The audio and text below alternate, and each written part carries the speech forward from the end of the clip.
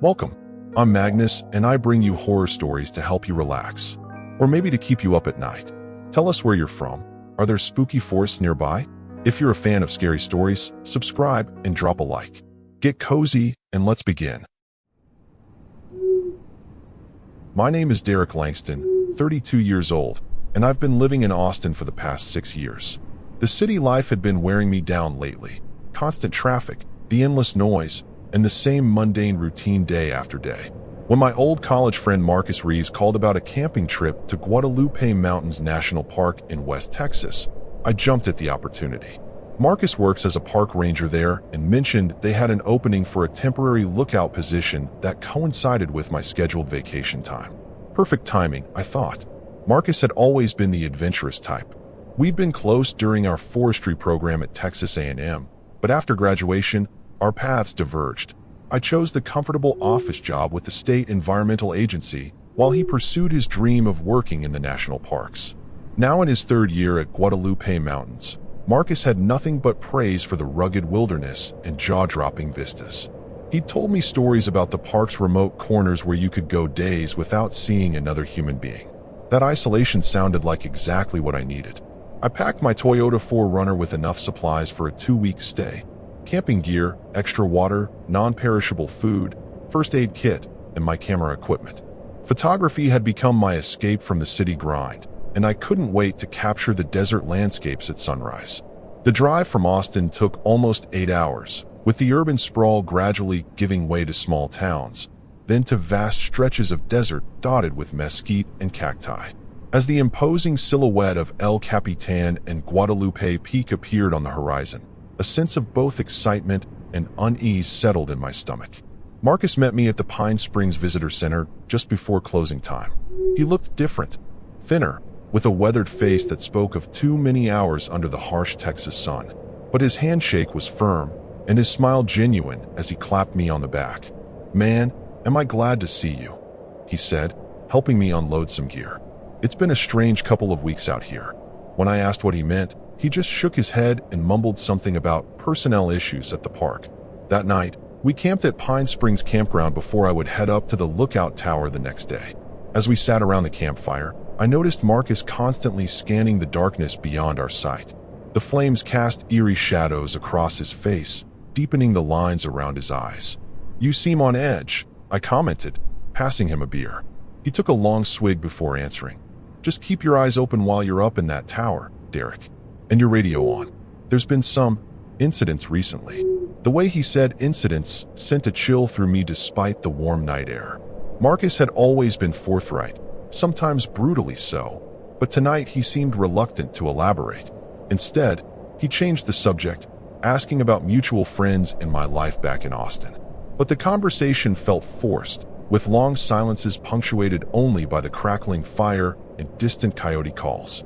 I tried to dismiss my growing discomfort, attributing it to the unfamiliar surroundings and the natural apprehension that comes with being in remote wilderness.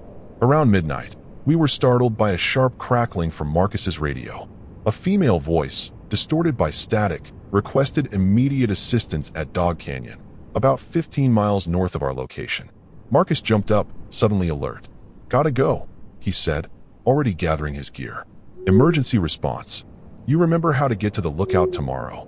I nodded, and he tossed me a set of keys. "Take the Park Service road. Tower's fully stocked, but cell service is non-existent. Radio's your lifeline." Before I could ask any questions, he was gone, his truck's taillights disappearing into the darkness. Left alone at the campsite, I tried to settle in for the night, but sleep proved elusive. The desert sounds, once novel and interesting, now seemed menacing.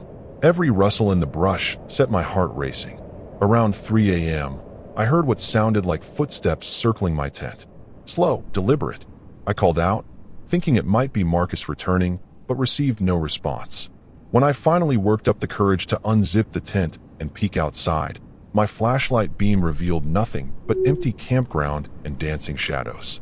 The remainder of the night passed in fitful bouts of sleep, interrupted by strange dreams where I stood atop a tower watching fire consume the desert below. By dawn, I was exhausted but eager to leave the campground behind. As I packed up, I discovered strange markings in the dirt near my tent. Not animal tracks, but what looked like symbols scratched into the earth. I snapped a few photos, intending to ask Marcus about them later, then quickly erased them with my boot.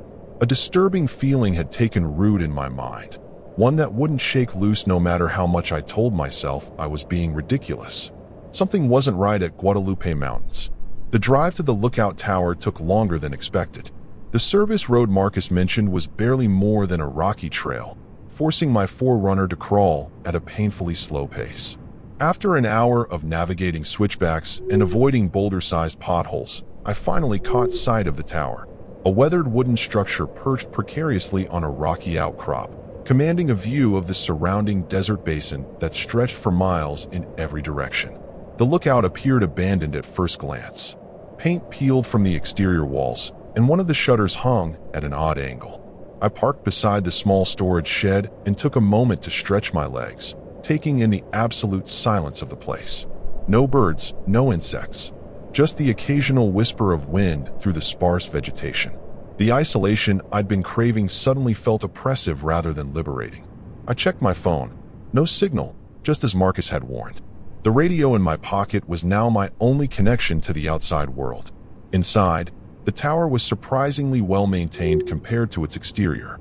A small kitchenette, a cot in the corner, a desk with maps and logbooks, and the centerpiece, a 360-degree observation deck with high-powered binoculars mounted on swivels.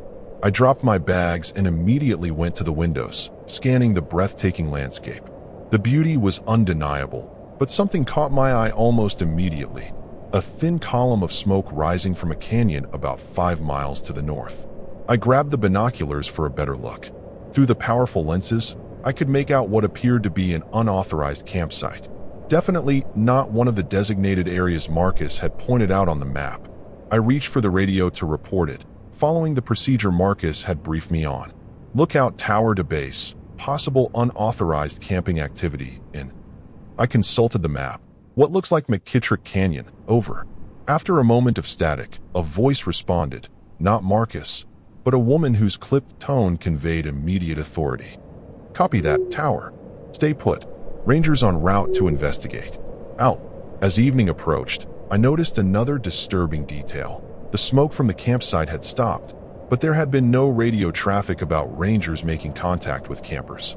I tried reaching out again, but received only brief acknowledgement and instructions to continue monitoring.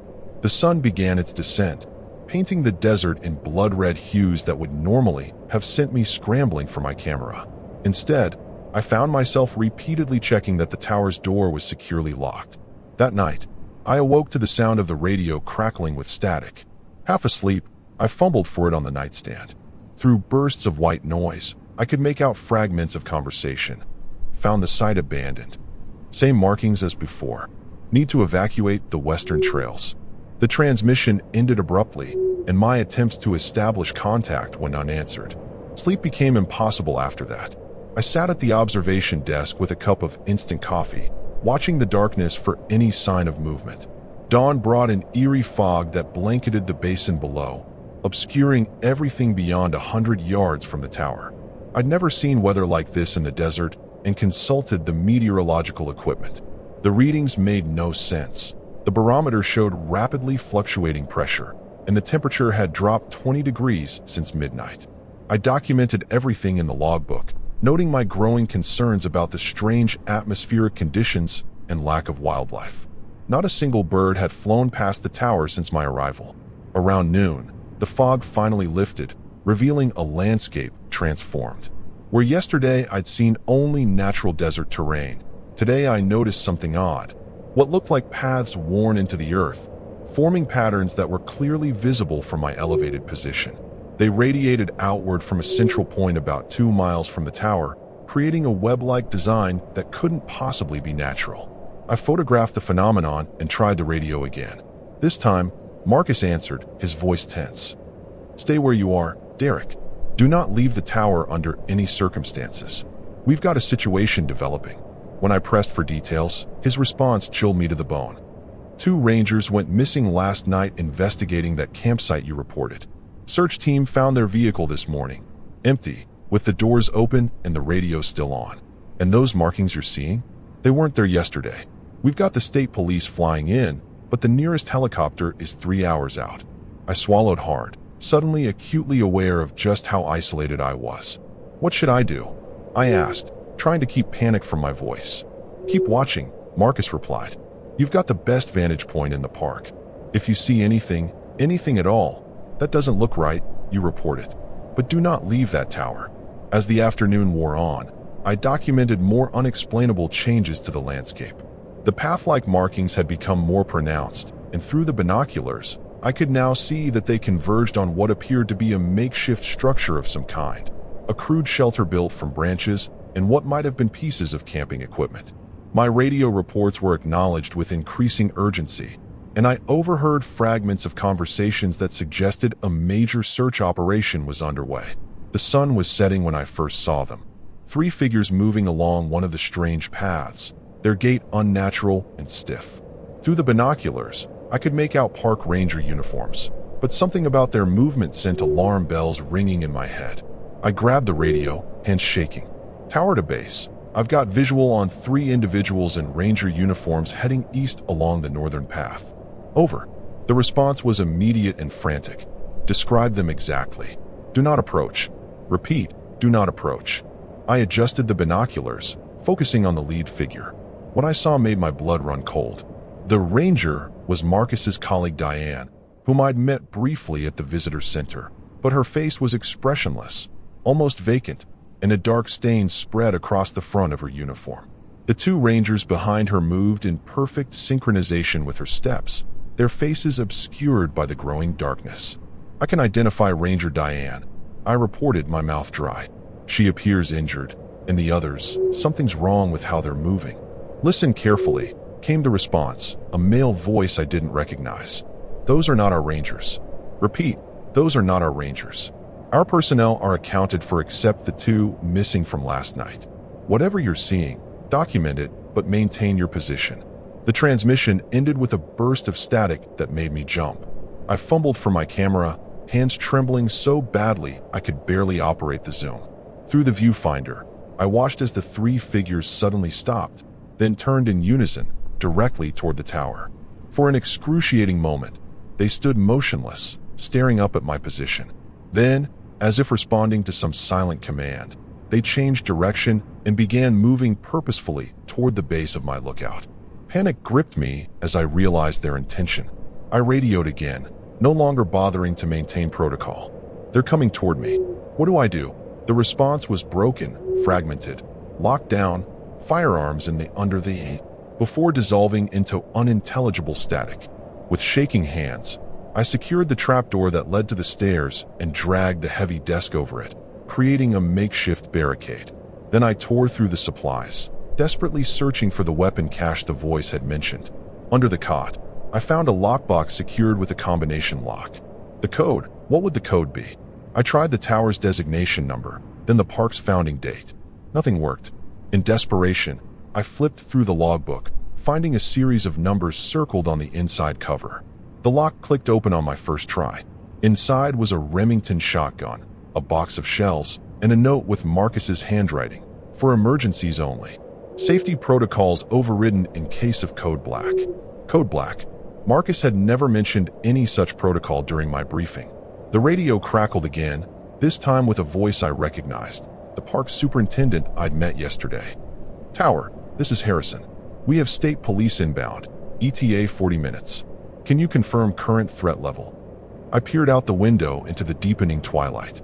The 3 figures had reached the base of the tower and were now circling it slowly, methodically, like predators sizing up prey. They're at the base of the tower, I reported, trying to keep my voice steady. They appear to be looking for a way up.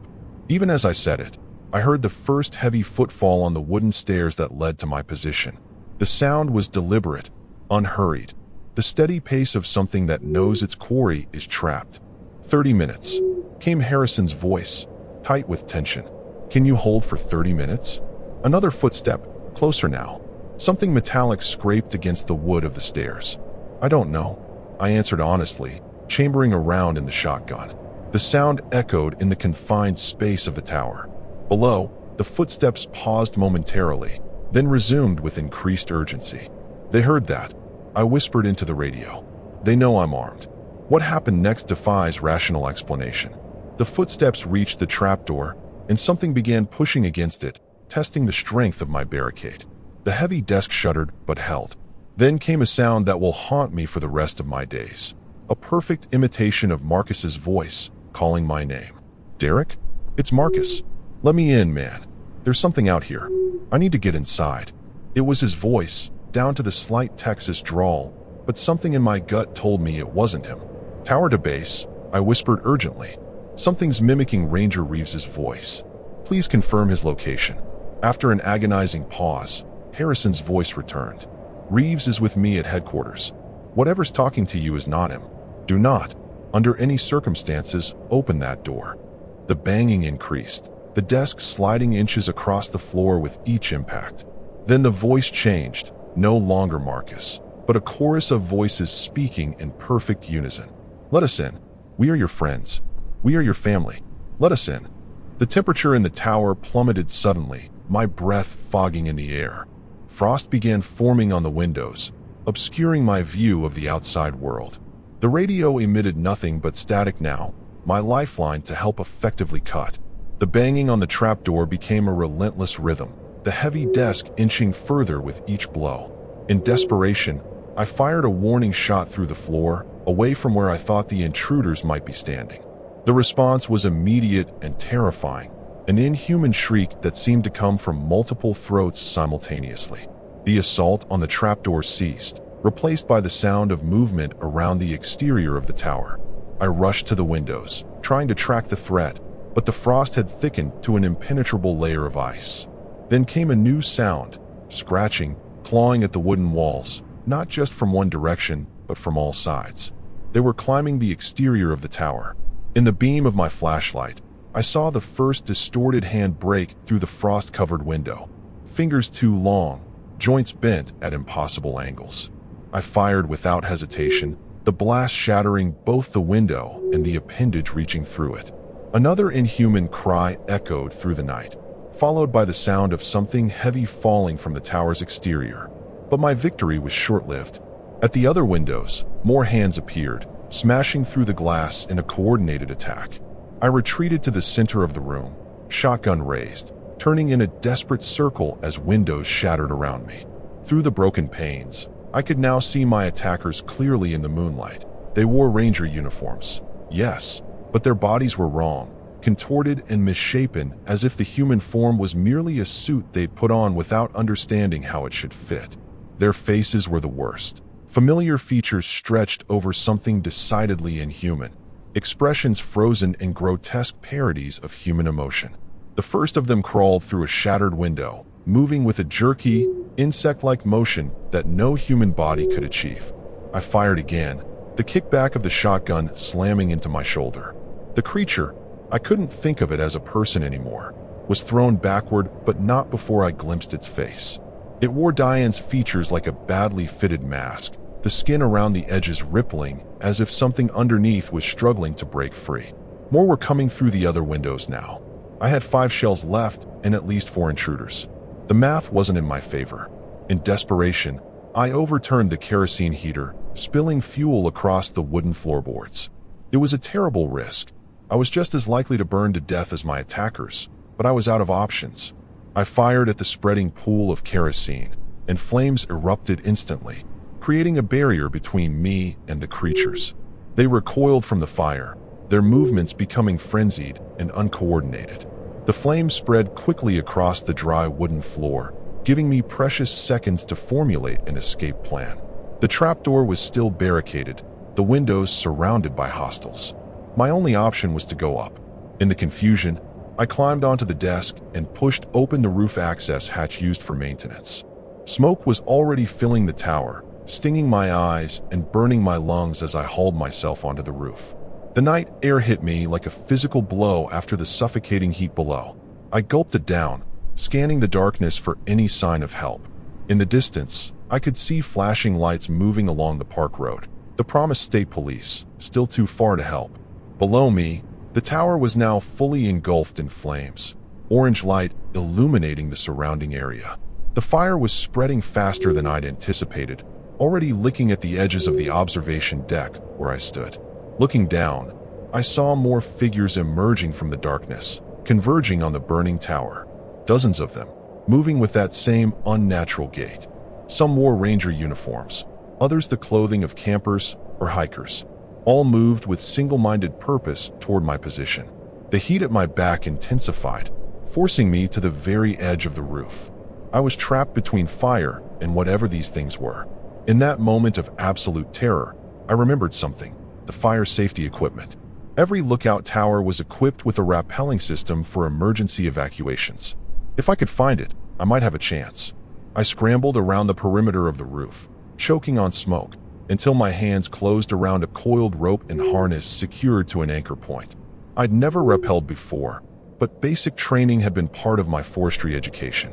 It would have to be enough. With trembling hands, I secured the harness around my waist and legs, checking the anchor point as best I could in the flickering firelight. The creatures had reached the base of the tower now, their distorted faces turned upward in unison.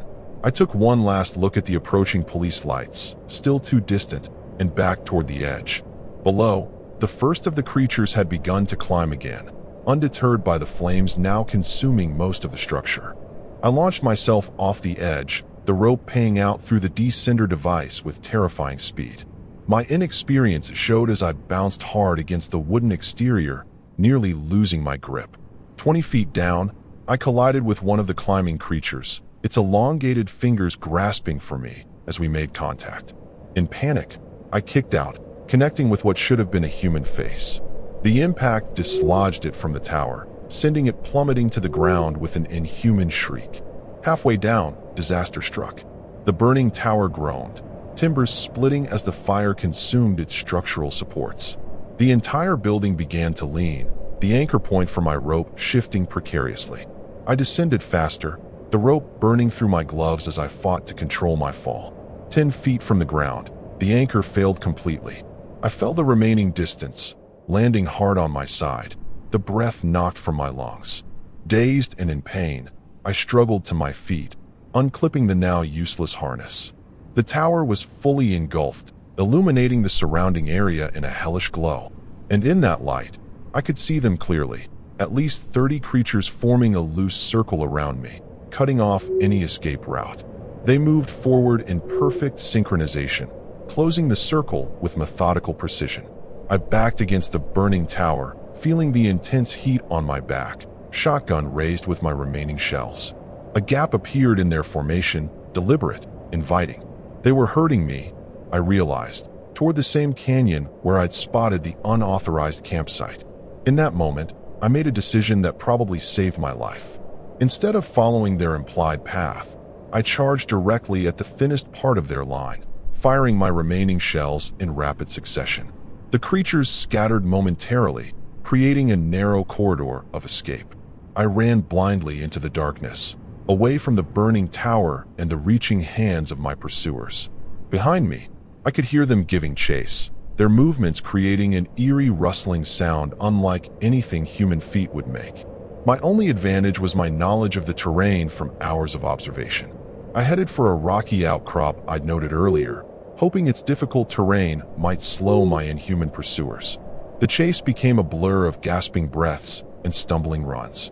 Every time I risked a glance backward, they were there, sometimes closer, sometimes farther, but always following with tireless determination. Twice I nearly ran headlong into members of their group who had circled ahead to cut me off, forced to change direction at the last second. They were hurting me again, I realized, not trying to catch me yet, but steering me towards some unknown destination. Hours seemed to pass as this deadly game continued across the desert landscape. My lungs burned, my legs threatened to give out with each step, but fear kept me moving. The memory of those distorted faces and impossible movements spurring me on whenever exhaustion threatened to overwhelm me. In the eastern sky, the first hint of dawn appeared, a faint lightening of the darkness that gave me a desperate surge of hope. Perhaps these creatures were like vampires of legend, unable to function in daylight. As if sensing my thoughts, the pursuit intensified. They closed in from all sides, forcing me into a narrow canyon I'd been trying to avoid. Ahead, the canyon walls rose sharply, creating a natural dead end. Behind me, the creatures had formed a solid line, advancing steadily. I was trapped, with nowhere left to run. As they drew closer, the first rays of sunlight crested the canyon rim, illuminating the scene in harsh clarity. In the light of dawn, I could finally see what had been pursuing me, and the sight drove me to the edge of sanity. They were rangers, hikers, and campers as I'd thought, but now I could see the truth. Each body hosted something else, something that didn't belong in our world. In the revealing light of dawn, I could see faint outlines surrounding each person, like heat shimmer on asphalt, distorting the air around them. Their movements became more erratic as the sunlight touched them, as if they were fighting to maintain control of their hosts. Backed against the canyon wall, I watched as the creatures paused their advance, forming a semicircle around me. From their midst stepped a figure I recognized with horror, Marcus. But like the others, his movements were wrong. His familiar face stretched in a parody of human expression. When he spoke, his voice contained multitudes, as if dozens were speaking through him simultaneously. "You see us now," the thing wearing Marcus said, its head tilting at an unnatural angle. "Few have seen us in the light and lived to tell of it." It gestured at the assembled host of possessed bodies. "We have been here long before your kind claimed this land. We are the watchers of the desert, the keepers of its secrets." As it spoke, the air around Marcus's body rippled more violently, the entity within struggling to maintain its hold as the sunlight strengthened. With growing understanding, I looked at the canyon walls around me. They were covered in ancient petroglyphs I hadn't noticed in my panic, drawings that depicted elongated figures surrounding human forms, the same rippling effect carefully etched into the stone. "How long?" I managed to ask, my voice hoarse from smoke and exhaustion. "How long have you been taking people?" "We do not take," the chorus of voices replied through Marcus's mouth. "We borrow. When the alignment is right, when the desert paths reveal themselves, we walk among you. Learn from you. Those we choose are returned, mostly unchanged."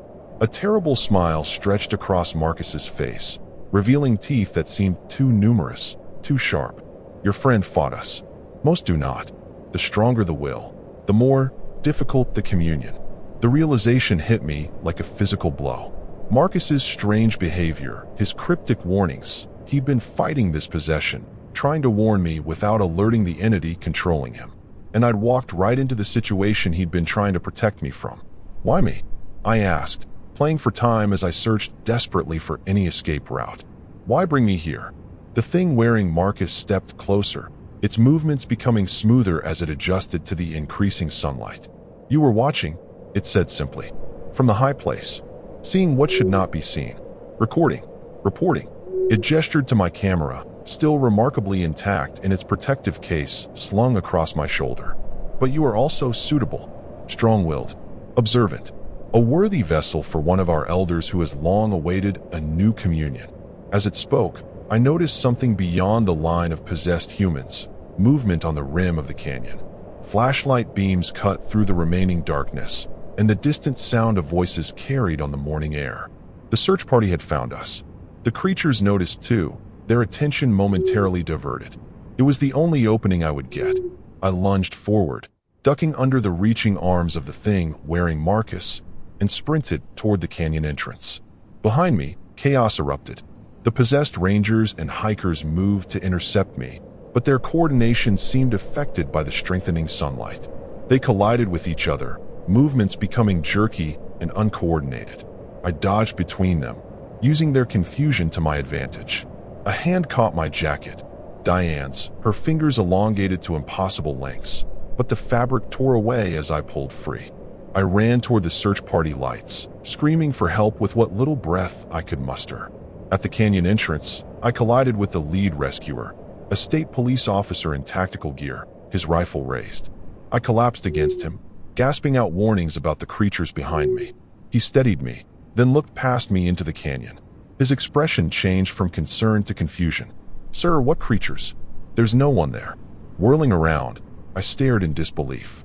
The canyon was empty. No possessed rangers, no Marcus, nothing but desert scrub and ancient rock formations.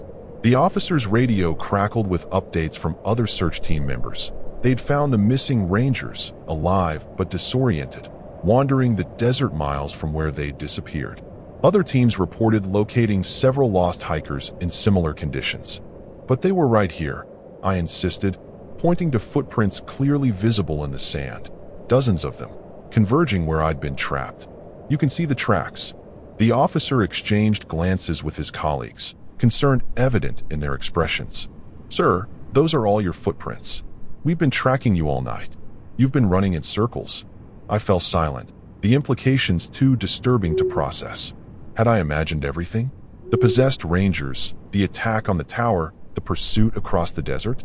But the tower, surely they'd seen the fire. When I mentioned it, the officer nodded grimly. Yes, the lookout tower burned down last night. That's why we've been searching for you. We thought you might have been trapped inside. My relief at being rescued quickly gave way to a new horror as the search party escorted me back to their vehicles. As we crested a ridge, the devastation came into view. Not just the tower, but a massive swath of the park was burned, the fire having spread from my desperate act of self-defense. Over 5,000 acres destroyed, countless wildlife killed, and 3 firefighters severely injured battling the blaze. All because of me. At the command post, I was reunited with Marcus, the real Marcus, tired and concerned, but showing none of the disturbing characteristics of the entity I'd seen in the canyon. He embraced me briefly, relief evident in his features. Jesus, Derek, we thought you were dead, he said, his voice normal, singular. When I searched his face for any sign of the thing that had possessed him, I found only my old friend looking back at me with worry. As the paramedics examined me for injuries, I overheard the incident commander questioning Marcus. Did he show any signs of mental instability before this happened? Marcus hesitated before answering, choosing his words carefully. No, but this place affects people sometimes. The isolation, the desert, it can make you see things that aren't there. The look he gave me as he said it contained something unreadable, pity, or perhaps a deeper understanding than he was willing to admit. The official report listed the cause of the fire as accidental discharge of a firearm near flammable materials. My confused statements about possessed park rangers were attributed to smoke inhalation and extreme stress. I was not charged with criminal negligence, but my career with the environmental agency ended. No government department wants an employee who burned down part of a national park while suffering what was clinically termed a psychotic episode. 6 months later, back in Austin and still attending mandatory therapy sessions, I received a package from Marcus. Inside was a thumb drive and a handwritten note. You weren't crazy. I can't talk about it. These were in the park archives. I'm leaving Guadalupe.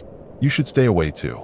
The drive contained scanned documents dating back to the 1930s. Incident reports from the original Civilian Conservation Corps workers who built the park facilities.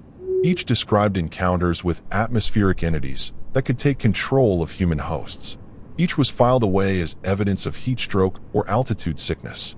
The final document was a photograph taken in 1957, a group of park rangers standing in front of the newly constructed lookout tower. In the background, barely noticeable unless you knew what to look for, were faint distortions in the air around several of the rangers, like heat shimmer on a summer day. I destroyed the thumb drive after viewing its contents, but not before noticing one last detail in that old photograph. Carved into the wooden post beside the rangers was a familiar symbol, the same marking I'd seen scratched into the earth near my tent on that first night at Guadalupe Mountains.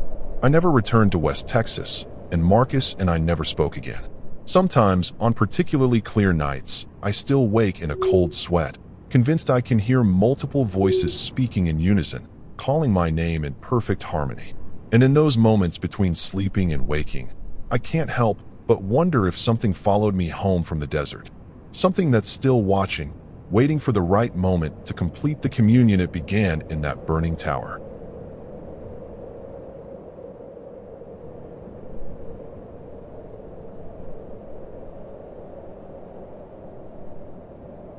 My name is Elijah Mercer, 35 years old, and I've been living in Houston for the past decade working as a wildlife photographer for nature magazines.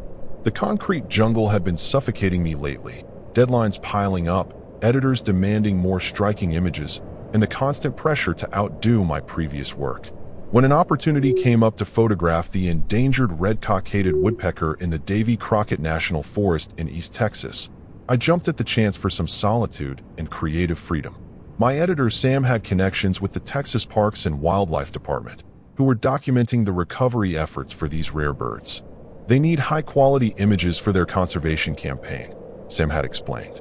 2 weeks in the forest, full access to restricted areas, and you'll be working alongside their head ranger, Catherine Lawson. She knows those woods better than anyone alive. The assignment couldn't have come at a better time. My apartment lease was ending, my relationship had recently fallen apart, and I desperately needed space to breathe. I packed my Ford Bronco with camping gear, enough food for a week. I could restock in the nearby town of Lufkin, and most importantly, my photography equipment, 3 camera bodies, various lenses, tripods, and portable lighting. The drive from Houston took about 3 hours, the sprawling city gradually giving way to pine forests that grew denser and more primeval the farther north I traveled. Something about the towering pines standing like silent sentinels made me feel both insignificant and watched simultaneously, a contradictory sensation that would only intensify in the coming days. Ranger Lawson met me at the district office, a no-nonsense woman in her 40s with sun-weathered skin and sharp green eyes that seemed to evaluate everything with clinical precision. Her handshake was firm as she welcomed me, though her smile didn't quite reach those calculating eyes. "Mr. Mercer, glad you made it. We've set up a base camp near one of the woodpecker colonies. You'll have access to our observation platforms and lookout towers for aerial shots." She paused, studying my expression. "Just remember, some areas remain off-limits. The markings are clear. Red bands on trees mean no entry, even for this project. Those areas are either environmentally sensitive or," she hesitated, "structurally unsound from the last tornado season." That first night at the base camp, Catherine shared the campfire with me, going over maps and potential photography locations. As darkness enveloped the forest, the atmosphere shifted subtly. The chorus of insects fell silent for brief, unsettling moments before resuming. Catherine's attention kept drifting to the dense tree line beyond our camp, her hand occasionally resting on the sidearm she carried. When I questioned her about it, she brushed it off. "Standard procedure. We've had issues with illegal hunters and marijuana grows in the past." But something in her tone rang false, and I couldn't shake the feeling that she was holding something back. Around midnight, after Catherine had retired to her separate tent, I was awakened by radio chatter from her side of the camp. Through the thin nylon of my tent, I could hear her voice, tense, urgent, reporting something about unusual activity at Tower 7 and possible trespassers near the red zone. The response from her radio was too garbled for me to make out, but Catherine's reply sent an inexplicable chill down my spine. "No, not like last time. Different pattern. I'll check it myself at first light. Keep the team away until I confirm." Sleep eluded me after that. The forest had gone completely silent. No insects, no nocturnal birds, nothing but the occasional creak of branches in the light breeze. Around 3 a.m., I heard footsteps circling my tent, too light for someone Catherine's size, almost deliberate in their slowness.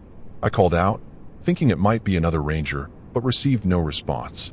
The footsteps retreated into the forest, followed by what sounded like a sharp, 3-note whistle that no human throat could produce. Dawn found me exhausted but eager to begin work, hoping the familiar routine of setting up equipment would dispel the unease that had settled over me. Catherine appeared at breakfast looking equally tired, dark circles beneath her eyes, that vigilant gaze constantly scanning the tree line. "Change of plans," she announced without preamble. "We're moving camp today, closer to the eastern colony. The western platforms are temporarily closed for maintenance." When I asked about the radio call I'd overheard, her expression hardened. "You must have been dreaming, Mr. Mercer. Get your gear packed. We move in 30 minutes. As I loaded my equipment, I noticed Catherine examining the ground around my tent, her brow furrowed in concentration. She knelt to study something in the dirt, impressions that looked nothing like human footprints, more like a bird's track, but impossibly large. With a quick glance to ensure I wasn't watching, she photographed the marks with her phone, then deliberately scuffed them away with her boot. A knot of dread formed in my stomach as I realized the isolation of the forest suddenly felt less like freedom and more like vulnerability. Whatever Catherine was hiding, I was now in the middle of it, deep in a wilderness where help was hours away and cell service non-existent. Our new campsite was situated near an old fire lookout tower that rose above the pine canopy like a weathered sentinel. Tower 4, Catherine explained as we set up camp. It's one of the older ones, built in the 1950s, but still structurally sound. You'll get some great aerial shots of the woodpecker habitat from up there. What she didn't mention, but what became immediately apparent, was that Tower 4 offered a clear line of sight to the area she'd marked as restricted on our maps, the mysterious red zone that had been mentioned in last night's radio conversation. The first 3 days passed without incident. I fell into a photographer's rhythm, up before dawn to catch the birds in the golden morning light, processing images during the harsh midday sun, then back out for the evening activities. Catherine accompanied me during most excursions, her knowledge of the birds' habits proving invaluable. But I couldn't help noticing how her attention seemed divided, her gaze constantly drifting toward the red zone, her hand never far from her radio or sidearm. On the 4th day, Catherine announced she needed to check in with the district office and would be gone until evening. "Stick to the marked trails," she instructed, her tone leaving no room for argument, and under no circumstances approached the red-banded trees. As soon as her truck disappeared down the forest road, I made my decision, one that would ultimately prove disastrous. Professional curiosity had always been both my greatest strength and most dangerous flaw. Whatever Catherine was hiding in the restricted area, I convinced myself it could be the centerpiece of my photo series. Perhaps an undisclosed environmental issue, or evidence of illegal logging. Either would make for a compelling environmental narrative. I waited an hour to ensure Catherine wouldn't return unexpectedly, then gathered my camera, a small pack with water and energy bars, and my satellite GPS unit. The red zone was approximately 2 miles northeast of our camp, a relatively easy hike through the dense pine forest. As I approached the boundary marked by red bands painted on the massive tree trunks, I noticed other, older markings beneath the fresh paint, symbols that resembled crude stick figures with elongated limbs and oversized heads. The atmosphere changed perceptibly as I crossed into the restricted area.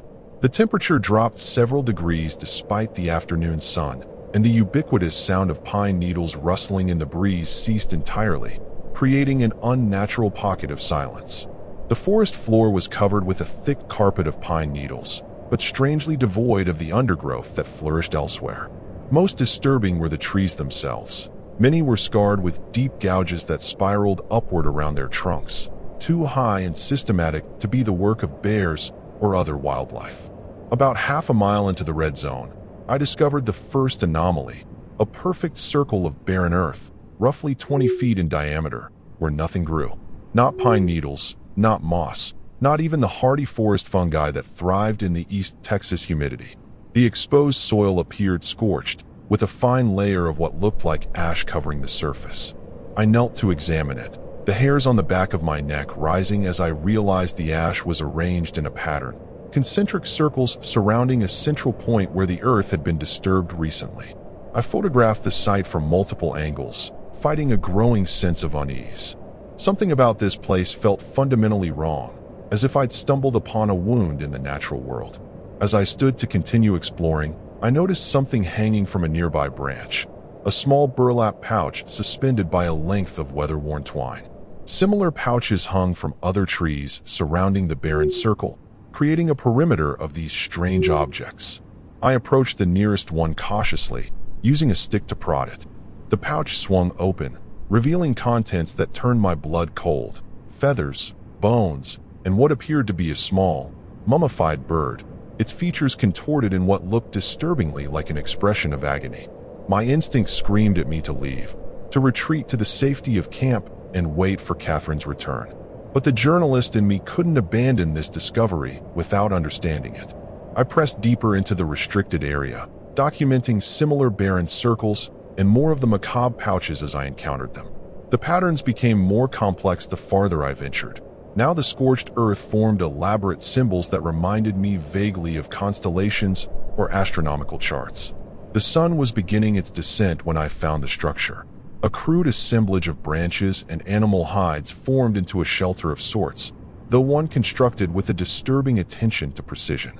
Each branch was exactly the same length, each binding made from identical strips of hide. Inside, the dirt floor was meticulously swept and marked with more of the strange symbols I'd seen in the barren circles. Against the far wall sat a wooden box, weathered but maintained, with a rusted padlock securing its contents.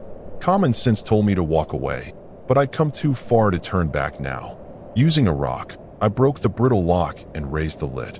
Inside, preserved in a bed of dried pine needles, lay a journal bound in what appeared to be deerskin, its pages yellowed with age.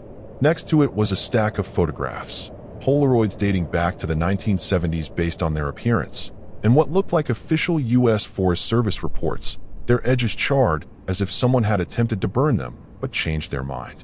I was so engrossed in my discovery that I failed to notice the approaching footsteps until they were almost upon me.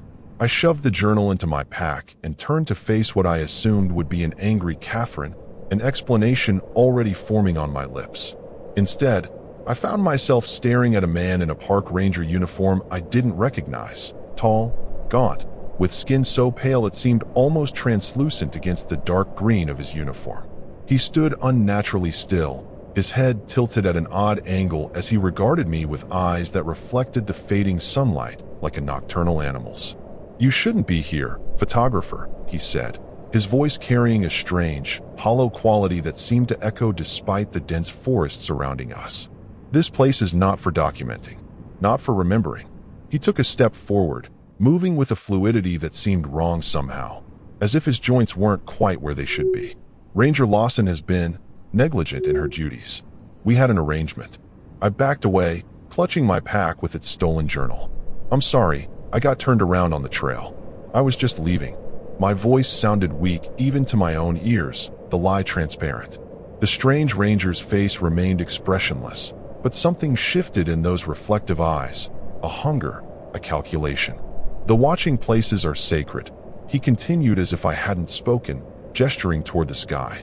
"The towers that look down, the eyes that look up, a balance maintained for generations." Another step forward, those unnatural movements sending alarm bells ringing through my mind. "You've taken something that belongs to the forest. It must be returned before nightfall." With sudden clarity, I realized this was no ordinary ranger, if he was a ranger at all. The terror that had been building since I entered the red zone crystallized into a singular imperative: run. I turned and sprinted back the way I'd come, my pack bouncing against my back, branches whipping my face as I crashed through the forest. Behind me came not the sound of pursuit I expected, but something far more disturbing. That same three-note whistle I'd heard outside my tent, answered by identical calls from different directions throughout the forest. Twilight was falling as I burst from the red zone, gasping for breath, my face scratched and bleeding from low-hanging branches. I didn't stop running until I reached the base of Tower 4, where I finally collapsed, legs trembling from exertion and fear. From my vantage point, I could see across the campsite. Catherine's truck hadn't returned. I was still alone in the gathering darkness, with night falling rapidly over the forest. The decision to climb the lookout tower was born of pure survival instinct. Elevation meant visibility, and the sturdy structure offered more protection than my flimsy tent. I ascended the weathered wooden steps as the last rays of sunlight disappeared below the horizon, careful to test each board before putting my full weight on it. The observation cabin at the top was dusty but intact, windows on all four sides providing a 360-degree view of the surrounding forest. Once inside, I secured the hatch that led to the stairs and took stock of my situation. The cabin contained basic furnishings: a desk, a chair, a small cot, and shelves lined with outdated forestry manuals and logbooks. A battery-powered emergency radio sat on the desk, its red charging light the only illumination in the darkening space. I tried it immediately, but received nothing but static across all channels. Either it wasn't working properly, or something was interfering with the signal. With shaking hands, I removed the stolen journal from my pack and placed it on the desk. The leather cover was unmarked except for a small symbol pressed into the bottom right corner, the same elongated stick figure I'd seen carved beneath the red markings on the boundary trees. I hesitated before opening it, suddenly certain that reading its contents would irrevocably change something. My understanding, my safety, perhaps my sanity. But I needed answers, and this journal might be my only source. The first entries dated back to 1953, written in a precise, educated hand. They detailed the construction of the forest's fire lookout towers, not 4 as Catherine had mentioned, but 7, arranged in a specific pattern across the landscape. The pattern is crucial, the writer emphasized repeatedly. The alignment with the celestial bodies must be maintained. The agreement depends on it. Subsequent entries documented decades of incidents in the forest, missing hikers, strange animal behavior, and unexplained phenomena like the barren circles I'd photographed earlier. As night fully enveloped the forest, I continued reading by the beam of my flashlight. The writer, who identified himself only as Chief Ranger Davis, described an arrangement made with the Watchers of the Pines in 1957. In exchange for allowing 7 lookout towers to be maintained in specific locations, these Watchers would permit human activity in the forest and prevent wildfires through some unexplained means.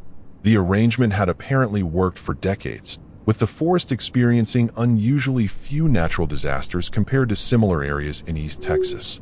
The most disturbing entries began in 2018, when budget cuts had forced the Forest Service to decommission 3 of the 7 towers. The balance is disrupted, Davis wrote, his neat handwriting deteriorating into frantic scrawls. They are reclaiming the zones around towers 2, 5, and 7. We cannot contain them, cannot make them understand our constraints.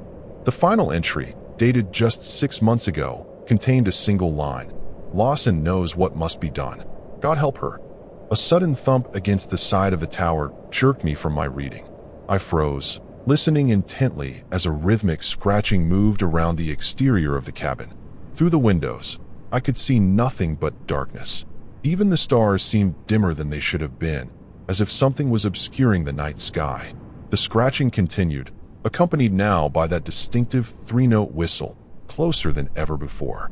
I killed my flashlight, plunging the cabin into darkness as I moved cautiously to the north-facing window. As my eyes adjusted, I could make out movement in the forest below, figures moving among the trees, their forms elongated and jerky.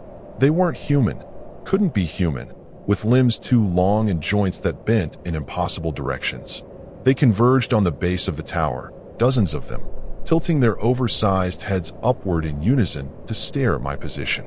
The radio on the desk suddenly crackled to life, making me jump. Through bursts of static, I heard Catherine's voice. "Mercer, if you can hear this, get out of Tower 4 now.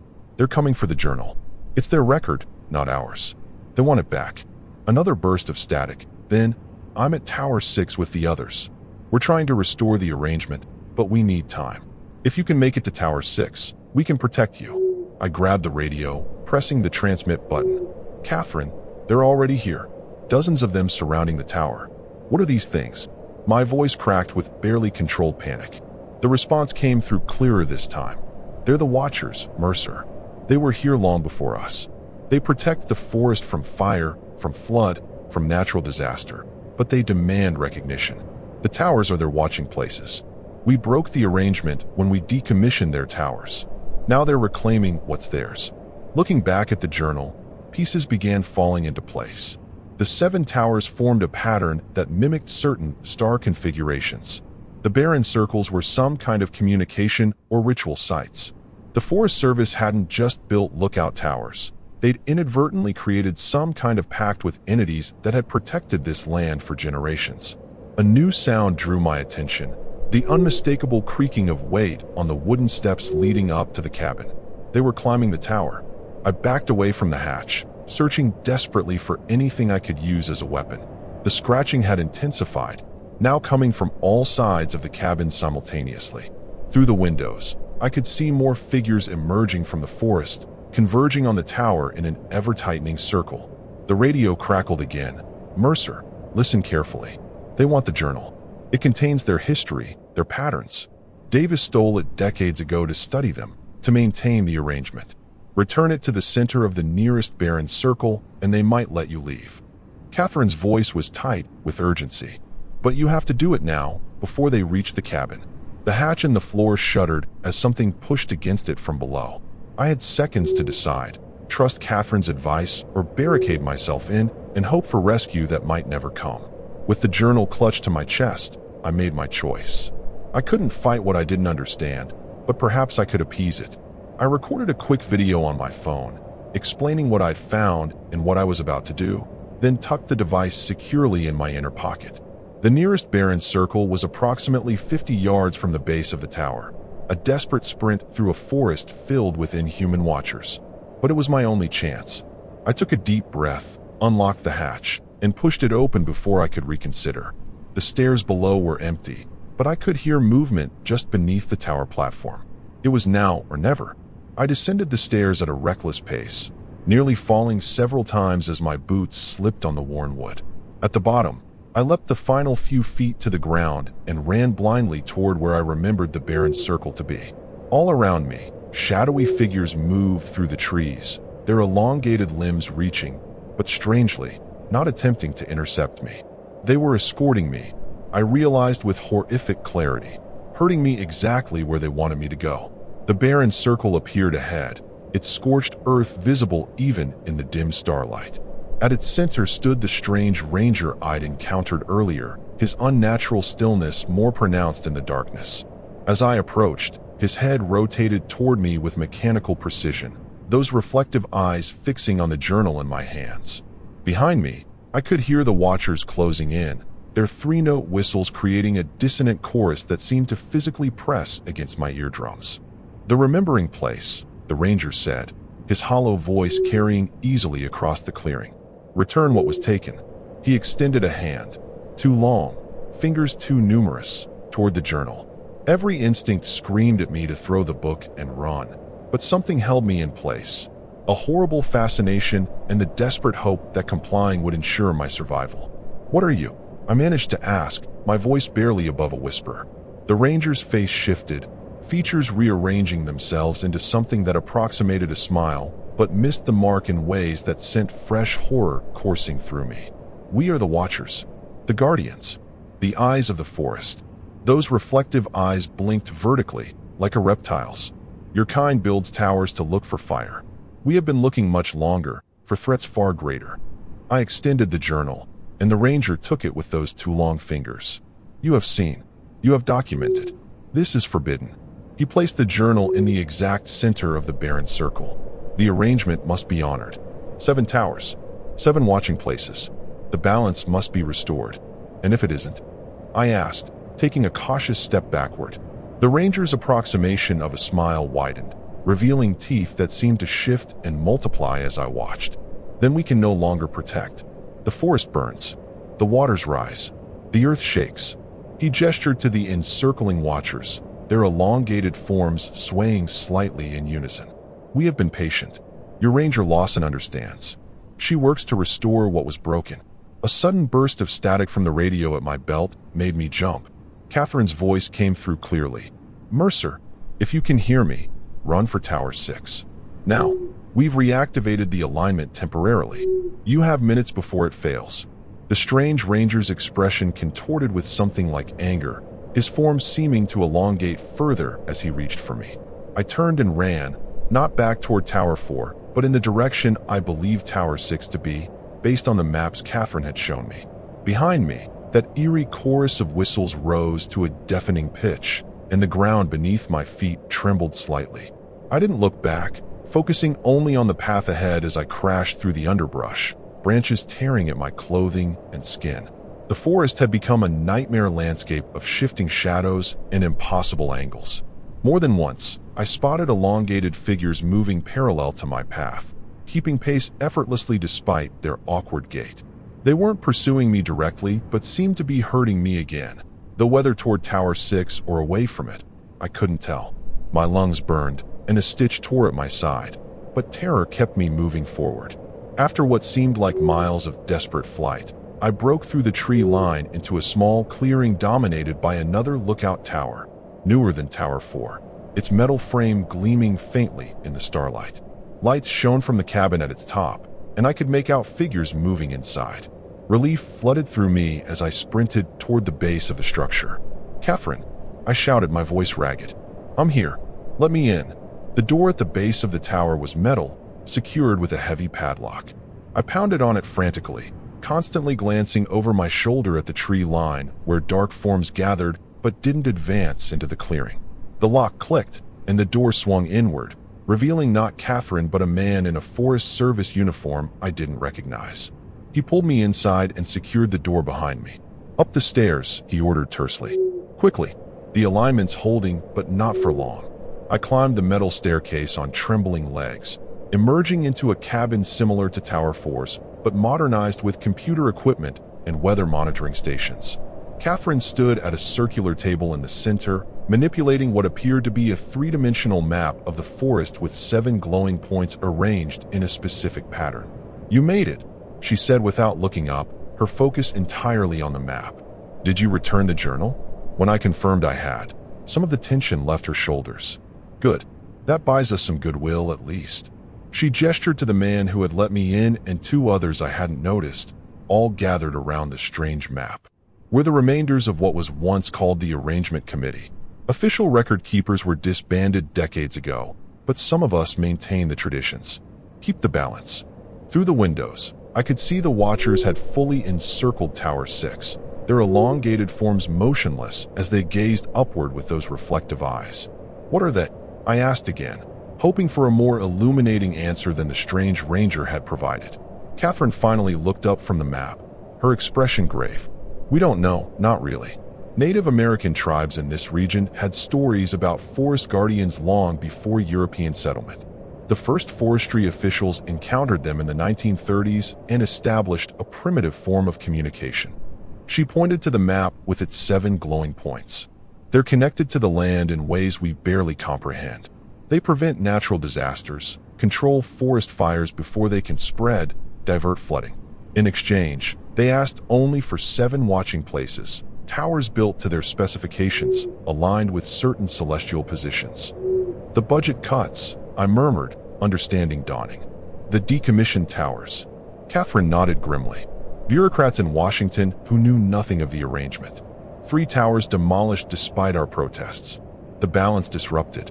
She manipulated the map again, and one of the glowing points flickered dangerously. "We've been trying to restore the pattern with portable structures, but it's not working. They want their permanent watching places rebuilt." The others around the table worked with quiet urgency, adjusting equipment and consulting charts covered with the same symbols I'd seen in the barren circles. Outside, the Watchers had begun that eerie whistling again, the 3-note pattern repeating in an increasingly rapid tempo. The very air seemed to vibrate with the sound. "What happens if you can't restore the arrangement?"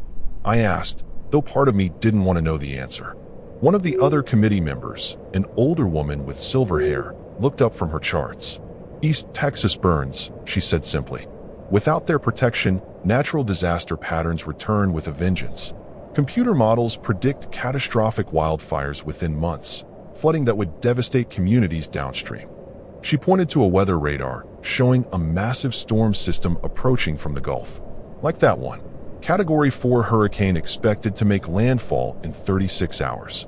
Without the Watchers' intervention, its path takes it directly over this forest, with winds powerful enough to level everything in its path." Outside, the whistling reached a crescendo, then stopped abruptly. The sudden silence was somehow more terrifying than the noise had been. Through the windows, I could see the Watchers retreating into the tree line, their movements synchronized with unsettling precision. Catherine and the others exchanged worried glances.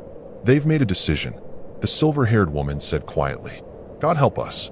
The radio on the table crackled to life, that same hollow voice I'd heard from the strange ranger now emanating from the speaker. "The arrangement is broken beyond repair. We withdraw our protection. The forest will witness our departure." Static followed, then silence. Catherine moved to the window, her expression shifting from concern to horror. "They're leaving. All of them." She turned back to the map, where the glowing points were fading one by one. "If they abandon the forest entirely." The older woman finished her thought. "Then nothing stands between East Texas and that hurricane, or the drought conditions primed for wildfire season, or the fault line that's been steadily building pressure for decades." The implications were staggering. An entire region protected for generations by entities no one fully understood, now suddenly vulnerable because of budget cuts and bureaucratic decisions. I joined Catherine at the window, watching as the elongated figures disappeared into the darkness of the forest, their departure marked by a disturbance in the canopy that seemed to ripple outward from Tower 6. "We have to evacuate," Catherine said, her ranger training asserting itself as she shifted into emergency management mode. "Alert every community within a 100-mile radius. Get people moving inland, away from the projected hurricane path." She turned to me, her expression deadly serious. "Your photos, your videos, we need them. Proof to convince officials that this is real, that the evacuation orders aren't an overreaction." I reached for my phone. The video I'd recorded my only real evidence of what I'd encountered. As I played it back for Catherine and the others, my blood ran cold. The footage showed me speaking to empty air, placing the journal in an unremarkable patch of forest floor, then running from nothing. Whatever these entities were, they didn't appear on digital media. "It's always been this way," the silver-haired woman explained, seeing my confusion. "They exist just beyond human perception. Some people see them clearly, others not at all. Cameras never capture them, only their effects." She gestured to the barren circles I'd photographed. "That's why the arrangement remained secret for so long. How do you explain protecting something most people can't even perceive?" Outside, the wind had begun to pick up, the leading edge of the approaching hurricane making itself felt days ahead of schedule. Without the Watcher's intervention, natural weather patterns were reasserting themselves with a vengeance. We had perhaps 24 hours before the storm hit with catastrophic force, and that assumed other disasters didn't strike first. At the center of the circle, I knelt and placed the pouch exactly as I'd seen in the restricted area. "We're trying to restore the arrangement," I said aloud, unsure if anything was listening. "We understand now. We'll rebuild what was broken. Just give us time." For a moment, nothing happened. The wind continued to howl through the pines, and the sky darkened ominously overhead. Then, as I turned to leave, the ground beneath the pouch began to tremble. The scorched earth cracked, and thin tendrils of what looked like smoke, but moved with deliberate purpose, rose from the fissures. They twisted around the pouch, examining it, before retracting back into the earth. The circle fell still again, but something had changed. I could feel it. I sprinted back to Tower 6, taking the stairs 2 at a time. Eleanor looked up as I burst into the cabin, her expression tense but hopeful. "Something happened," I gasped. When I placed the pouch, the ground reacted. Eleanor turned to the window, scanning the forest with narrowed eyes. "They're considering," she murmured. "But we need more. Check the radio. How are the others doing?" I grabbed the radio and called in. Catherine responded first, her voice nearly lost in the roar of the wind. "Position maintained at Tower 2. No visual contact, but something's changed. The air feels different. Heavier." Similar reports came in from Towers 5 and 7. No direct contact, but a palpable shift in the atmosphere. The hurricane was now less than 3 hours from landfall. Evacuation routes were gridlocked, and emergency services were already overwhelmed with early flooding in coastal areas. If our plan was going to work, it needed to happen soon. Eleanor suddenly stiffened, her gaze fixed on something outside the window. "They're coming back," she whispered, a tremor in her voice. I followed her line of sight, but saw only swaying trees and debris. "Not for us to see," she added, noting my confusion. "They're evaluating our offer." The radio crackled, and Catherine's voice came through with new urgency. "Movement at Tower 2. They're circling the position, at least a dozen of them. They're watching me." Similar reports flooded in from the other positions. Watchers returning, observing, their eerie 3-note whistles carried on the violent wind. Eleanor turned to the map table, where one of the 7 points had begun to glow faintly. "It's working," she breathed. "They're re-establishing connection at Tower 2. Over the next hour, we received regular updates as the Watchers appeared at each position in growing numbers. One by one, the points on the map began to glow stronger. Hope kindled in my chest. Perhaps we could actually restore the arrangement in time. Then Catherine's voice came through again, tight with fear. "They're not just watching anymore. They're building something. Using the debris, the fallen branches. They're constructing. It looks like they're trying to rebuild the tower themselves." Eleanor paled. "They can't. Not like that. The towers have to be built to specific engineering standards to withstand the forces they channel. Whatever they're building won't hold. I stared at the map in horror as the point representing Tower 2 began to pulse erratically. Outside, the wind had reached hurricane force, the trees bending nearly double under its onslaught. Rain began to fall in sheets, reducing visibility to mere feet. "Catherine, get out of there!" Eleanor shouted into the radio. "Their construction won't hold. It's going to collapse." Static was her only answer. The point on the map flickered violently, then went dark. Eleanor and I exchanged horrified glances. I tried the radio again. "Catherine, come in. You need to evacuate immediately." "Nothing. I have to go after her," I said, already moving toward the stairs. Eleanor caught my arm. "You can't. The storm's too strong. And if their construction fails..." She didn't need to finish the thought.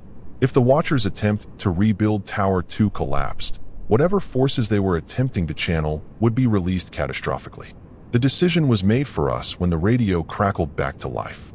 "This is Tower 2. Catherine's voice emerged through bursts of static. "I'm still here. They've completed some kind of structure. It's not a tower, not really, but they're treating it as one. They're directing me to climb it." "Catherine, don't," Eleanor urged. "It can't be stable." "I don't think I have a choice," Catherine replied, her voice strangely calm. "They're insistent, and I think I understand. They need a human observer, a watcher, at each point. The physical tower is just a means to elevate the observer to the correct position." A pause, then, "I'm going up." The minutes that followed were agonizing. Outside, the storm intensified, trees beginning to uproot and crash to the forest floor. Water pooled and rushed in torrents across the clearing. But at the map table, something extraordinary was happening. The point representing Tower 2 had begun to glow again, stronger than before. "I'm at the top," Catherine reported, her voice now eerily clear despite the storm. "The construction is holding. They're all around me, watching, waiting." She paused. "The storm, I can see it from here. The entire system. And they're showing me how to redirect it." Similar reports came in from Towers 5 and 7. Improvised structures, human observers elevated to the proper positions, the Watchers gathering to channel their mysterious influence. On the map, 5 points now glowed steadily. Towers 1, 3, 4, and 6 were original structures still standing. Towers 2, 5, and 7 were jury-rigged replacements with human observers. The pattern was complete. Eleanor watched the map with tears in her eyes. "It's working," she whispered. "The arrangement is being restored." Outside, a strange calm began to descend. The wind, which had been reaching catastrophic speeds, gradually diminished. The rain continued to fall, but less violently.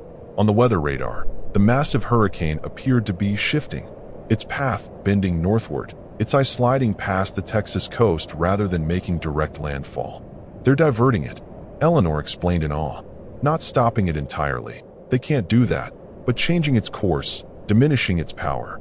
Thousands of lives saved. Over the radio, Catherine's voice had taken on an odd, distant quality. "I can see it all," she reported. "The patterns, the connections. This isn't just about the hurricane. It's about balance. They've been maintaining it for centuries, millennia." A pause, then, with sudden urgency. "But there's a price. There's always a price." Before I could ask what she meant, Tower 6 shuddered violently.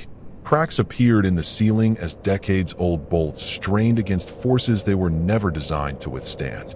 Eleanor grabbed my arm and pulled me toward the stairs. "We need to evacuate. Now." The towers are channeling energies they weren't built to handle. The older ones might hold, but this one... Her words were cut off by a deafening crack as one of the main support beams gave way. We scrambled down the stairs as the structure swayed precariously above us. Outside, we sprinted for the tree line just as Tower 6 began to collapse, metal shrieking as it bent and twisted. But even as we watched in horror, something impossible happened. The falling tower stopped, hung suspended in mid-collapse, its broken structure held in place by forces invisible to the eye. Through the rain, I could make out dozens of elongated figures surrounding the tower, their limbs extended upward as if physically supporting the failing structure. "They're holding it together," Eleanor gasped, "maintaining the pattern until the storm passes." For hours, we huddled beneath the relative shelter of the pines, watching as the watchers held Tower 6 in its impossible configuration. The hurricane continued its altered course, skirting the Texas coast and drastically reducing the damage it caused.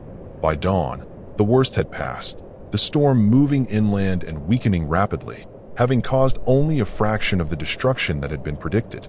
As the first rays of sunlight broke through the clouds, we emerged from our shelter to find the watchers gone. Tower 6 stood upright once more, its damaged structure somehow repaired, though not by any human means. The metal was twisted in places, bent in ways that defied engineering principles, yet somehow stronger than before. The radio crackled to life. One by one, the teams reported in, all alive, all safe. Tower 2's improvised structure had been replaced by something more permanent. Not quite a traditional fire lookout tower, but a structure that served the same purpose, constructed overnight by the watchers themselves. Catherine was the last to report in, her voice carrying a new weight. "They've restored the arrangement," she confirmed. "But it's different now. They don't trust our structures anymore. They've built their own at the 3 missing points, structures that won't be decommissioned by budget cuts or bureaucratic decisions." When we finally reunited at the district office later that day, the change in Catherine was immediately apparent. Something in her eyes reminded me unervingly of the strange ranger I'd encountered, a depth, a distance, as if she was seeing things the rest of us couldn't. "They've modified the arrangement," she explained as we gathered around a map showing the 7 points. "Human observers at each tower, working in rotation. They'll teach us what they know, how to maintain the balance. In exchange, we ensure the 7 points remain occupied, the pattern maintained." She looked at each of us in turn. "It's a commitment, a lifetime commitment. And if we refuse?" one of the committee members asked. Catherine's expression hardened. "That's not an option. We've seen what happens when the arrangement fails. Next time, they won't return to save us." She turned to me. "Your documentation will be crucial. Not photographs of them. They'll never appear on film, but of their effects. The diverted hurricane, the manipulated weather patterns. Evidence to convince those in power that this arrangement must be protected." In the weeks that followed, I compiled my evidence, weather data showing the hurricane's impossible course change, sworn testimonies from the committee members, documentation of the watchers' effects on the environment. The journal I'd found and returned became central to our understanding of these entities and the balance they maintained. The Forest Service eventually established a special division dedicated to maintaining the new arrangement. Budget was allocated, not for conventional fire prevention, but for what was officially termed environmental stability monitoring. The 7 towers, 4 original, 3 constructed by the watchers, were designated as permanent observation posts, each staffed year-round by observers trained to recognize the signs of the watchers' presence. I stayed on as the official documentarian, my photography skills repurposed to record the subtle ways the watchers influenced the forest, the prevented fires, the diverted floods, the constant minor adjustments that kept East Texas from experiencing the natural disasters that plagued similar ecosystems elsewhere. Sometimes, in the early hours before dawn, I climbed to the top of what was once Tower 4 and simply watched the forest. The watchers no longer hide their presence from me. They move openly among the pines, their elongated forms part of the landscape rather than separate from it. They acknowledge me with that distinctive 3-note whistle, a greeting between different species of guardians sharing the same purpose. Catherine was right about the commitment. None of us who experienced that hurricane will ever truly leave this forest. We've been changed, incorporated into an arrangement far older and more significant than any human institution. We've become what the forest needed: human watchers, bridges between worlds, maintaining a balance most of humanity will never know exists. And when visitors comment on how East Texas seems to experience fewer natural disasters than statistics would predict, how the Davy Crockett National Forest remains pristine despite drought and climate change, I simply smile and direct their attention to the woodpeckers nesting in the towering pines. After all, I came here to photograph an endangered species. I never expected to become part of one myself.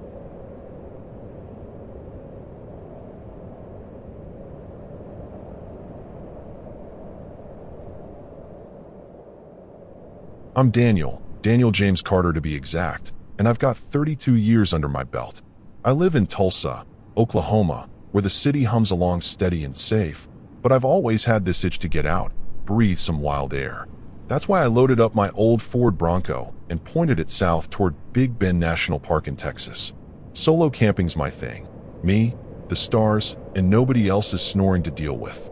I'd been dreaming about this trip for months, scrolling through ranger blogs about the park's trails and towers. My buddy Jake, who's 29 and lives back in Tulsa, tried talking me into bringing him along, but I wasn't having it. Too creepy out there alone, he'd said, laughing. Yeah, right. I like creepy. Grew up on horror flicks like The Hills Have Eyes. Nothing beats that thrill. The drive down was smooth. Just me and a playlist of outlaw country rattling through the speakers. Big Bend's this massive sprawl of desert and mountains, 800,000 acres of nowhere, and I'd picked a spot off the river road, near the Rio Grande. It's not some cushy campground with RVs and screaming kids, just raw, open land. I got there late afternoon, sun dipping low, painting the Chizos Mountains this unreal orange. My Bronco's got a mattress in the back, so I figured I'd sleep inside. Doors locked, cozy as hell. I'd packed light, cooler with beer and sandwiches, a flashlight, my granddad's old hunting knife. Basics. Pulling up, I saw a ranger's truck parked a half-mile off, dust still settling around it. Guy stepped out, tall, wiry, maybe 40, with a weathered face under his hat. Evening, he called, voice flat. Said his name was Ranger Hollis. Told me to stick to marked trails and watch for rattlers. Seemed normal enough, just doing his job. I nodded, said I'd be fine, and he drove off, leaving me to set up. I cracked a beer, watched the horizon swallow the sun, and felt that first little buzz of being out here alone. Quiet's different in a place like this. Thick, almost heavy. I dragged out my folding chair, sat by the Bronco, and let the night creep in.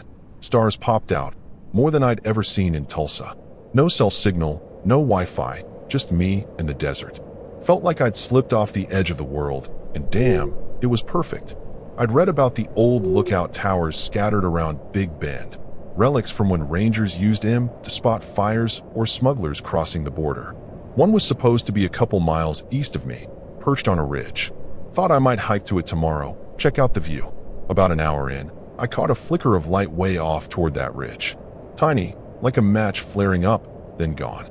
Probably nothing, just some trick of the dark. I brushed it off, took another swig of beer, and leaned back. Nights out here get chilly fast, so I zipped up my jacket, listening to the wind hum through the scrub. That's when I noticed the ranger's truck again, headlights cutting the dark, rolling slow along a distant trail. Weird, I thought. Didn't expect Hollis back so soon. Maybe he forgot to tell me something. I stood up, stretched, and figured I'd turn in. Climbed into the Bronco, locked the doors, and sprawled out on the mattress. The quiet got deeper, pressing in, but I liked it, felt alive. Took me back to camping with my dad as a kid, telling ghost stories till I was too scared to sleep. This time, though, I was the only one out here spinning tales in my head. Or so I thought. That light on the ridge stuck with me, nagging a little, but I shook it off. Just tired, I told myself. Lying there, I started drifting, the desert's hum lulling me down. Last thing I remember was checking my watch. 10:47 p.m. Plenty of night left. I didn't know it yet, but that ranger truck creeping along wasn't just Hollis doing rounds. And that flicker? Not some random spark. Out here, you think you're alone, but Big Ben's got eyes. Ones that don't blink. I shifted on the mattress, pulling the blanket tighter. Something about the air felt off, heavier than it should have. Maybe it was just the thrill of being out here, that horror movie vibe I'd chased down from Tulsa. But as I closed my eyes, I couldn't shake the feeling that the dark outside was watching me back, that I jolted awake, heart hammering like I'd just run a mile. The Bronco's windows were fogged up, my breath hanging in the cold. My watch said 2:13 a.m., way too early for anything good. Something had yanked me out of sleep, but I couldn't pin it. No weird noises, no banging, just this gut-deep feeling that shit wasn't right. I sat up, wiped a streak clear on the glass, and squinted into the dark. Nothing but desert stretching out, black as tar. Still, my skin prickled, that horror movie instinct kicking in hard. I grabbed my flashlight, flicked it on, and swept the beam around outside. The light caught scrub brush and rocks, but everything stayed still. Too still, maybe. Back in Tulsa, Jake always ragged on me for being paranoid, said I'd jump at a squirrel fart. But this wasn't home. This was Big Bend, where the empties got teeth. I took a deep breath, told myself to chill, and cracked the window for some air. That's when I heard it, a low hum, faint, like an engine idling somewhere far off. I figured it might be that Ranger, Hollis, still patrolling. Made sense, right? Big park, long nights, maybe he was checking campsites. But the sound didn't move, it just sat there, buzzing in the distance. I climbed out, boots crunching on gravel, and scanned the horizon. There, those headlights again, dim and steady, parked near where I'd seen that flicker earlier. Why the hell would he just sit there? I chewed my lip, debating whether to hike over and check it out. Curiosity's a bitch, though. I stayed put. Back inside, I locked the doors again and rummaged through my cooler. Beer was warm now, but I popped one anyway, trying to shake the jitters. My phone was useless. No bars, just a brick. Should have brought a radio, I thought, like Dad used to. He'd always have one crackling with weather updates, keeping us ahead of storms. Out here, I was blind. The hum kept going, drilling into my skull, and I started wondering if I'd picked a bad spot. River Road's quiet, sure, but it's close to the border. Smugglers, coyotes, all that real-life scary stuff. I grabbed my knife, set it on the dash, just in case. Not that I'd need it, but it felt good having it close. The hum stopped, sudden as a snapped string, and the silence hit harder than before. I leaned forward, peering out, and that's when I saw the headlights blink off. Pitch black swallowed everything. My pulse kicked up again. Maybe Hollis was done for the night, heading back to some ranger station. Or maybe not. I couldn't tell, and that's what gnawed at me. I tried to sleep, but my brain wouldn't quit. Every creak of the Bronco, every gust of wind, had me twitching. Around 3 a.m., I gave up, sat up, and started planning. If this kept up, I'd move camp at dawn, find a spot closer to the main road, less isolated. I'd seen a ranger station marked on my map, maybe 10 miles north near Panther Junction. Could head there. Ask Hollis what was up with the late-night stakeout. Seemed like a solid call. Then I saw it, a shadow moving outside, quick and low, darting past the rear window. I froze, breath caught in my throat. Could have been a coyote, a javelina, something normal. But it didn't feel normal. I snatched the flashlight again, swung it out, and caught nothing. Just empty ground. My hands were shaking now, and I laughed at myself, shaky and quiet. Get it together, Dan, I muttered. Still, I kept the light on, aimed out the window. The rest of the night dragged, my eyes glued to the glass. I kept telling myself it was nothing, just the dark playing tricks. But that shadow stuck with me, replaying like a bad jump cut from some disturbing flick I couldn't unsee. By 4 a.m., I was wired, running on adrenaline and warm beer. I decided, first light, I'd pack up, head to that station, get some answers. Dawn was still hours off, though, and the quiet outside felt alive now, pressing in tighter. I gripped the knife, staring at the spot where that shadow had been, waiting for it to move again. I must have dozed off, because next thing I knew, sunlight was stabbing through the Bronco's windows, harsh and yellow. My neck ached from slumping against the door, and the knife was still clenched in my hand, knuckles white. It was 6:22 a.m., and the desert looked calm, almost pretty, like last night's creepy vibes were just a bad dream. But my gut wouldn't buy it. That shadow, the headlights, the hum, it all stuck like damp rot. I climbed out, stiff and groggy, and scanned the ground around the truck. No tracks, no nothing. Weird, but I shook it off, ready to bolt. I tossed my gear in the back. Cooler, chair, blanket, moving fast. Panther Junction was the plan. Ranger Station, coffee, maybe Hollis with some boring explanation. I fired up the Bronco, engine growling to life, and that's when I saw it. A glint up on the ridge, right where that old lookout tower was supposed to be. Binoculars weren't in my kit, but I squinted hard. Something metal up there, catching the sun. A parked truck? My stomach twisted. Could be Hollis, but why the hell would he be posted up there at dawn? I hit the gas, tires kicking dust, and aimed north. The river road's a rough stretch, gravel and ruts jarring the Bronco like a damn roller coaster. Kept my eyes flicking between the road and that ridge. About a mile in, I spotted tire marks veering off toward the east, fresh ones, cutting through the scrub. Looked like a Ranger truck's fat treads. I slowed, debating. Follow him or keep going. Curiosity won. Stupid, yeah, but I turned the wheel and bumped along the trail, figuring I'd catch Hollis and ask what was up. The path climbed, winding toward the ridge, and the air got thick with this burnt smell, acrid, like scorched rubber. I rolled up the windows, but it still snuck in, stinging my nose.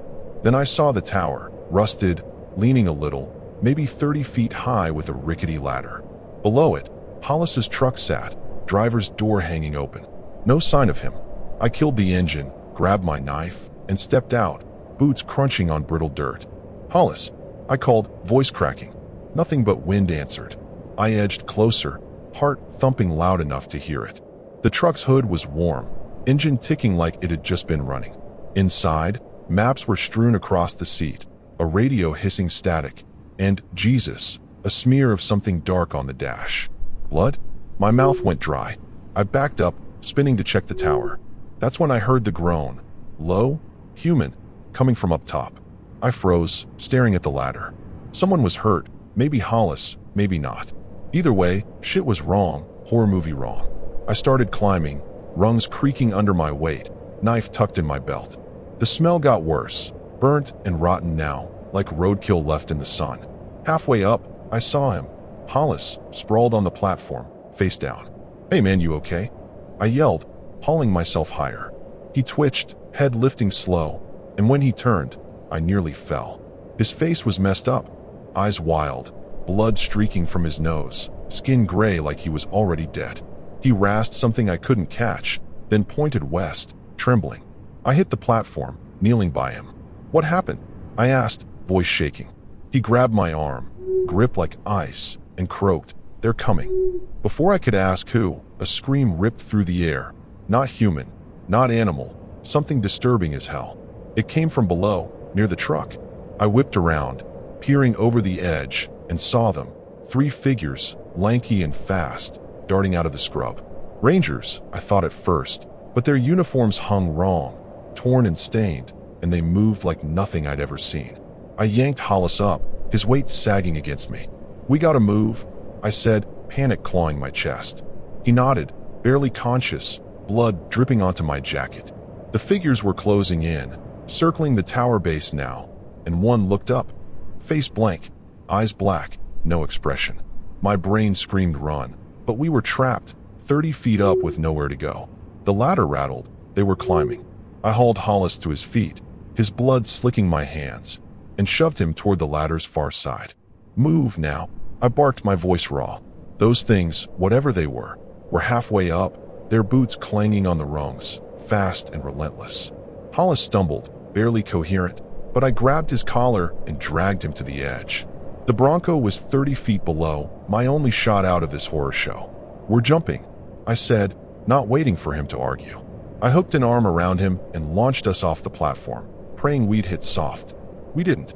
The ground slammed into us, my ankle twisting sharp under me, pain exploding up my leg. Hollis groaned, rolling limp, but alive. I scrambled up, adrenaline drowning the hurt, and yanked him toward the Bronco.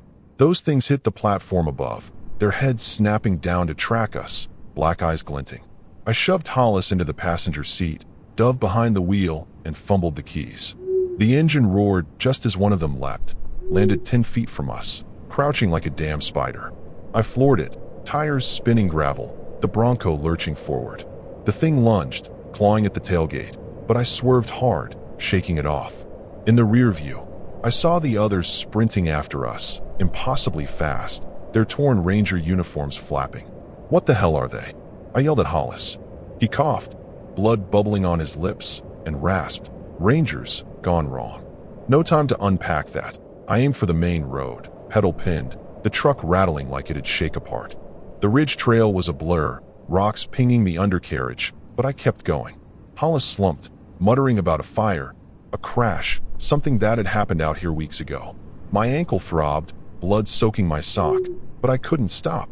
The figures faded behind us, swallowed by dust, but I felt them still, like a weight on my neck. I hit River Road, swinging north toward Panther Junction, the ranger station, my last lifeline. Hollis's head lolled, he was fading fast. Miles ticked by, the desert a smeared painting of brown and gold. I kept checking the mirrors, expecting those black eyes to pop up. Nothing yet, but the quiet was worse, too heavy, too wrong. Hollis wheezed, "Radio, Warn M." pointing at the dash unit he'd left in my truck. I grabbed it, thumbed the button, and shouted, "Panther Junction, this is Daniel Carter, emergency. Hostiles on River Road." Static crackled back, then a voice. "Copy, stay en route, we're dispatching." Relief hit, but it was thin. I pushed the Bronco harder, engine screaming. The station may be 5 miles out now. Hollis coughed again, wet and final, and went still. I glanced over. His eyes were open, blank, blood streaking his chin. "Dead. Shit. No," I muttered, slamming the wheel. Alone again, and those things could be anywhere. The road stretched endless, my hands shaking on the grip, sweat stinging my eyes. Then I saw it. Headlights ahead, flashing, a Ranger truck barreling toward me. "Back up, thank God." I slowed, waving an arm out the window, desperate to flag him down. They screeched to a stop, 2 Rangers jumping out, rifles up. "Get out, hands where we can see him," one yelled. I obeyed, limping into the open, shouting about Hollis, the tower, the things chasing me. They traded looks, tense, like they knew something I didn't. One lowered his gun, stepped closer. "You're lucky you made it," he said, voice low. "We've been tracking him. Rogue unit. Went dark after a wreck last month. Not human anymore." My stomach dropped. Not human. I pointed at Hollis's body, words tangling, but the second Ranger cut in. "We'll handle it. You're safe now." "Safe? Yeah, right." I leaned on the Bronco, ankle screaming, watching them secure the scene. They loaded Hollis's body into their truck, told me to follow to the station. I nodded, numb, climbing back in. The road ahead was clear, but I kept glancing back, half expecting those things to burst out of the scrub. The Rangers drove fast, dust trailing, and I tailed them, every mile a fight to stay sane. The station loomed up, a squat building hugged by mesquite, and I parked shaky, engine ticking down. The Rangers hustled me inside, sat me down with a blanket and bad coffee. My ankle was swelling, purple creeping under the skin, but I didn't care, kept replaying Hollis's last words, those black-eyed things scrambling up the tower. The head ranger, a grizzled guy named Torres, took my statement, scribbling fast. "You're not the first," he said, not looking up. "We've lost 3 this month." I sipped the coffee, bitter as hell, and asked what he meant. Torres sighed, set his pen down. "Crash out by the border.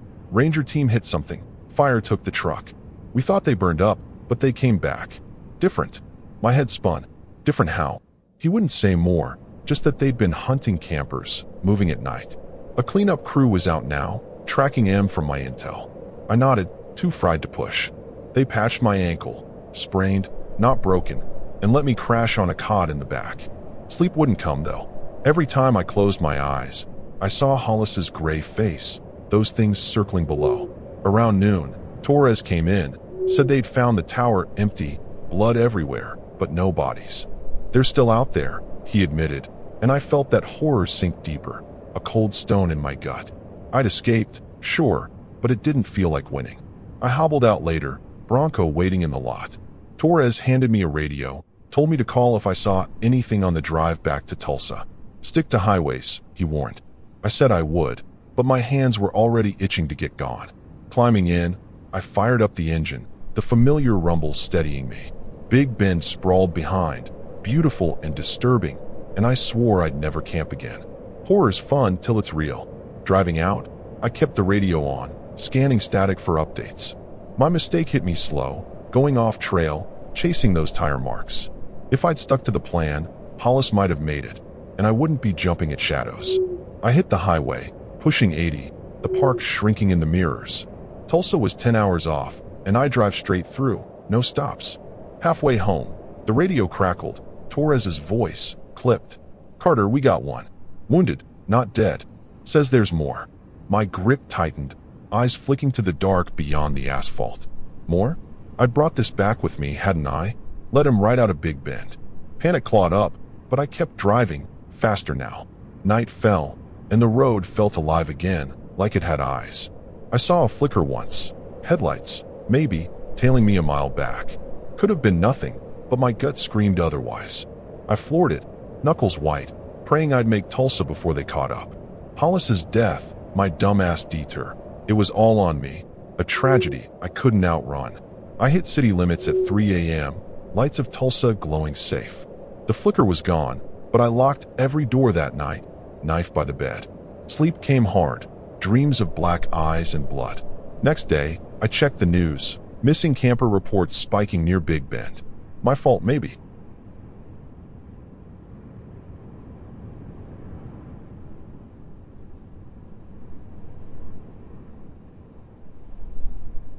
I'm Leah Marie Grayson, 27 years old, and I call Austin home. Well, when I'm not chasing solitude out in the sticks. I've got this beat-up Toyota Tacoma that's seen more dirt than pavement, and last week, I pointed it west toward Big Bend National Park.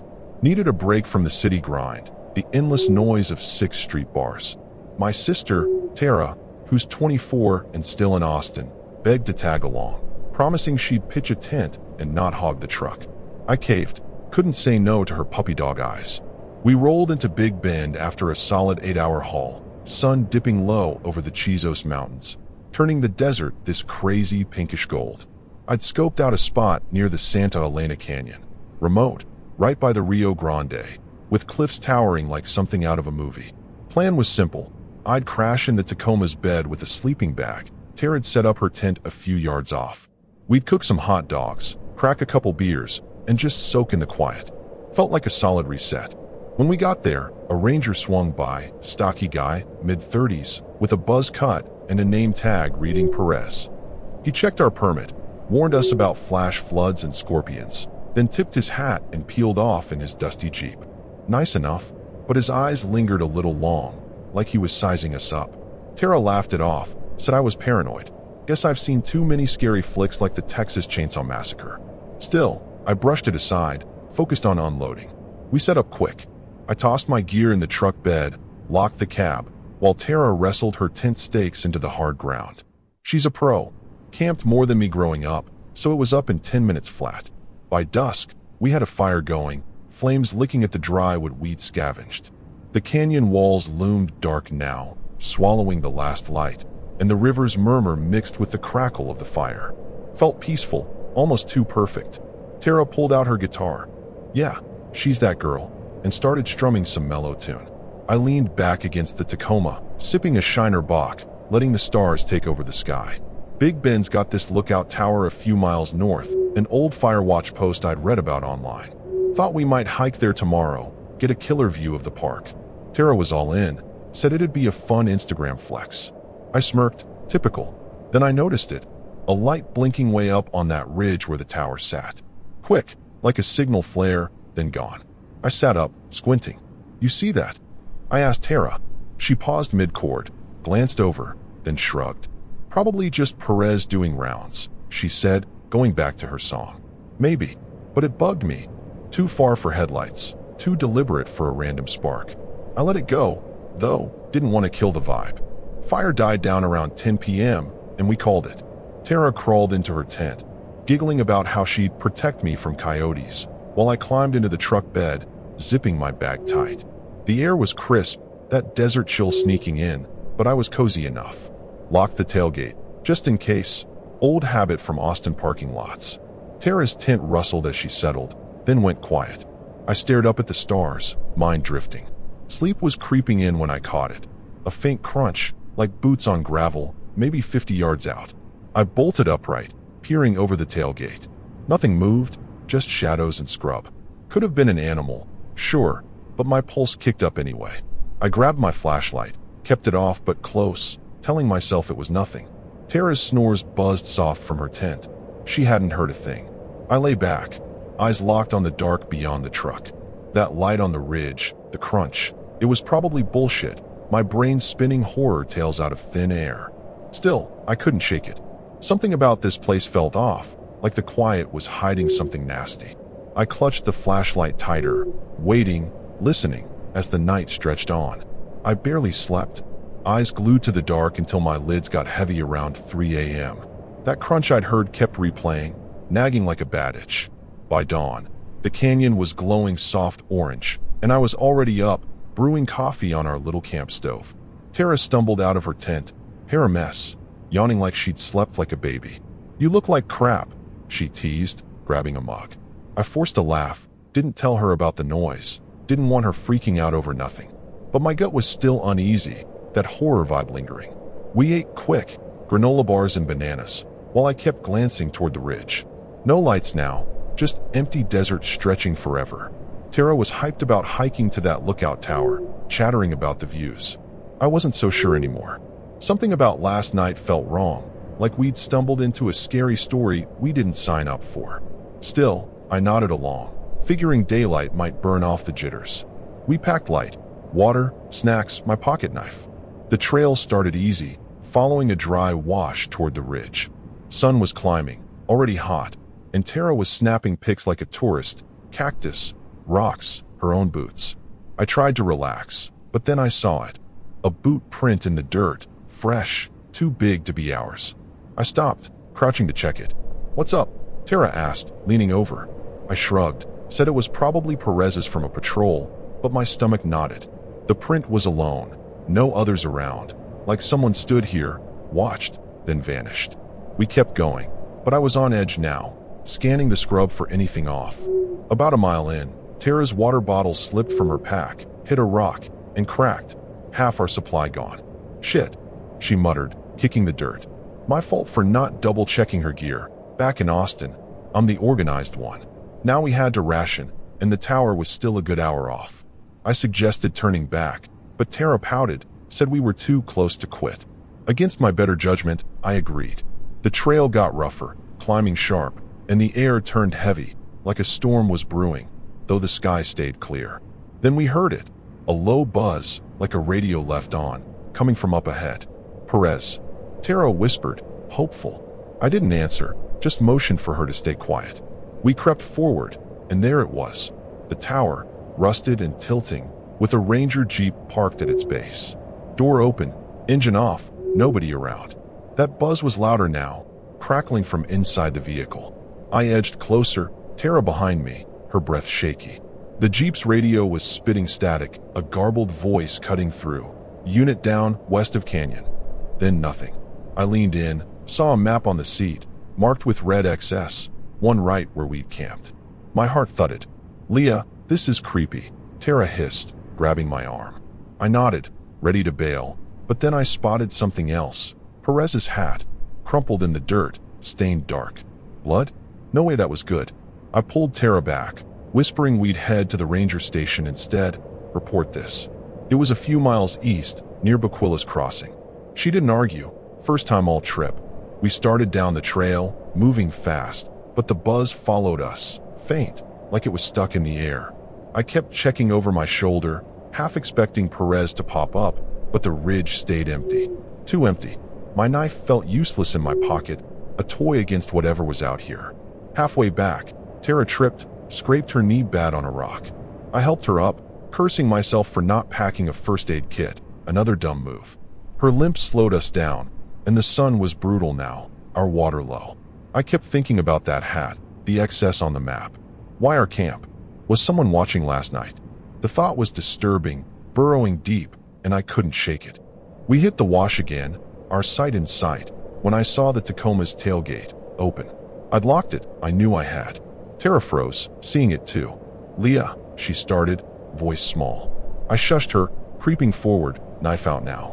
The camp looked untouched, tint up, fire pit cold, but my skin crawled, like eyes were burning into us from somewhere close.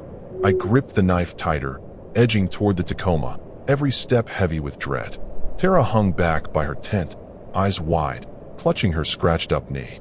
The tailgate hung open like a broken jaw, and inside, my sleeping bag was shredded, stuffing spilling out, claw marks raking the fabric. "What the hell?" I muttered, my voice barely a whisper. This wasn't a bear or a coyote, too precise, too vicious. My stomach flipped, that horror sinking in fast. I spun around, scanning the canyon walls, the scrub, the river. Nothing moved, but the air felt thick, wrong. Tara limped over, peering into the truck bed. "Leah, we need to go," she said, her usual sass gone. I nodded, tossing the ruined bag aside, checking the cab. Keys were still in my pocket, thank God, but the glove box was open, papers scattered, my registration, a park map, all messed up. Someone been in here, and it wasn't random. I grabbed Tara's arm, hustling her to pack her tent. "Station, now," I said, keeping my voice steady for her sake. She fumbled with the stakes, hands shaking, while I kept watch. That's when I heard it, a sharp crack, like a branch snapping, echoing off the canyon. My head jerked toward the sound, upriver maybe 100 yards. Shadows flickered between the rocks, fast and low. Not animals, not with that rhythm. My chest tightened. Something was clearly off, scary as hell. Tara got the tent down, stuffing it sloppy into its bag, and I shoved it into the truck. "Get in," I snapped, jumping behind the wheel. She climbed in, wincing as her knee hit the seat, and I turned the key. The Tacoma roared to life, and I peeled out, kicking up dust toward Bequilla's Crossing. The rear view showed nothing but our camp fading. Empty, still, too still.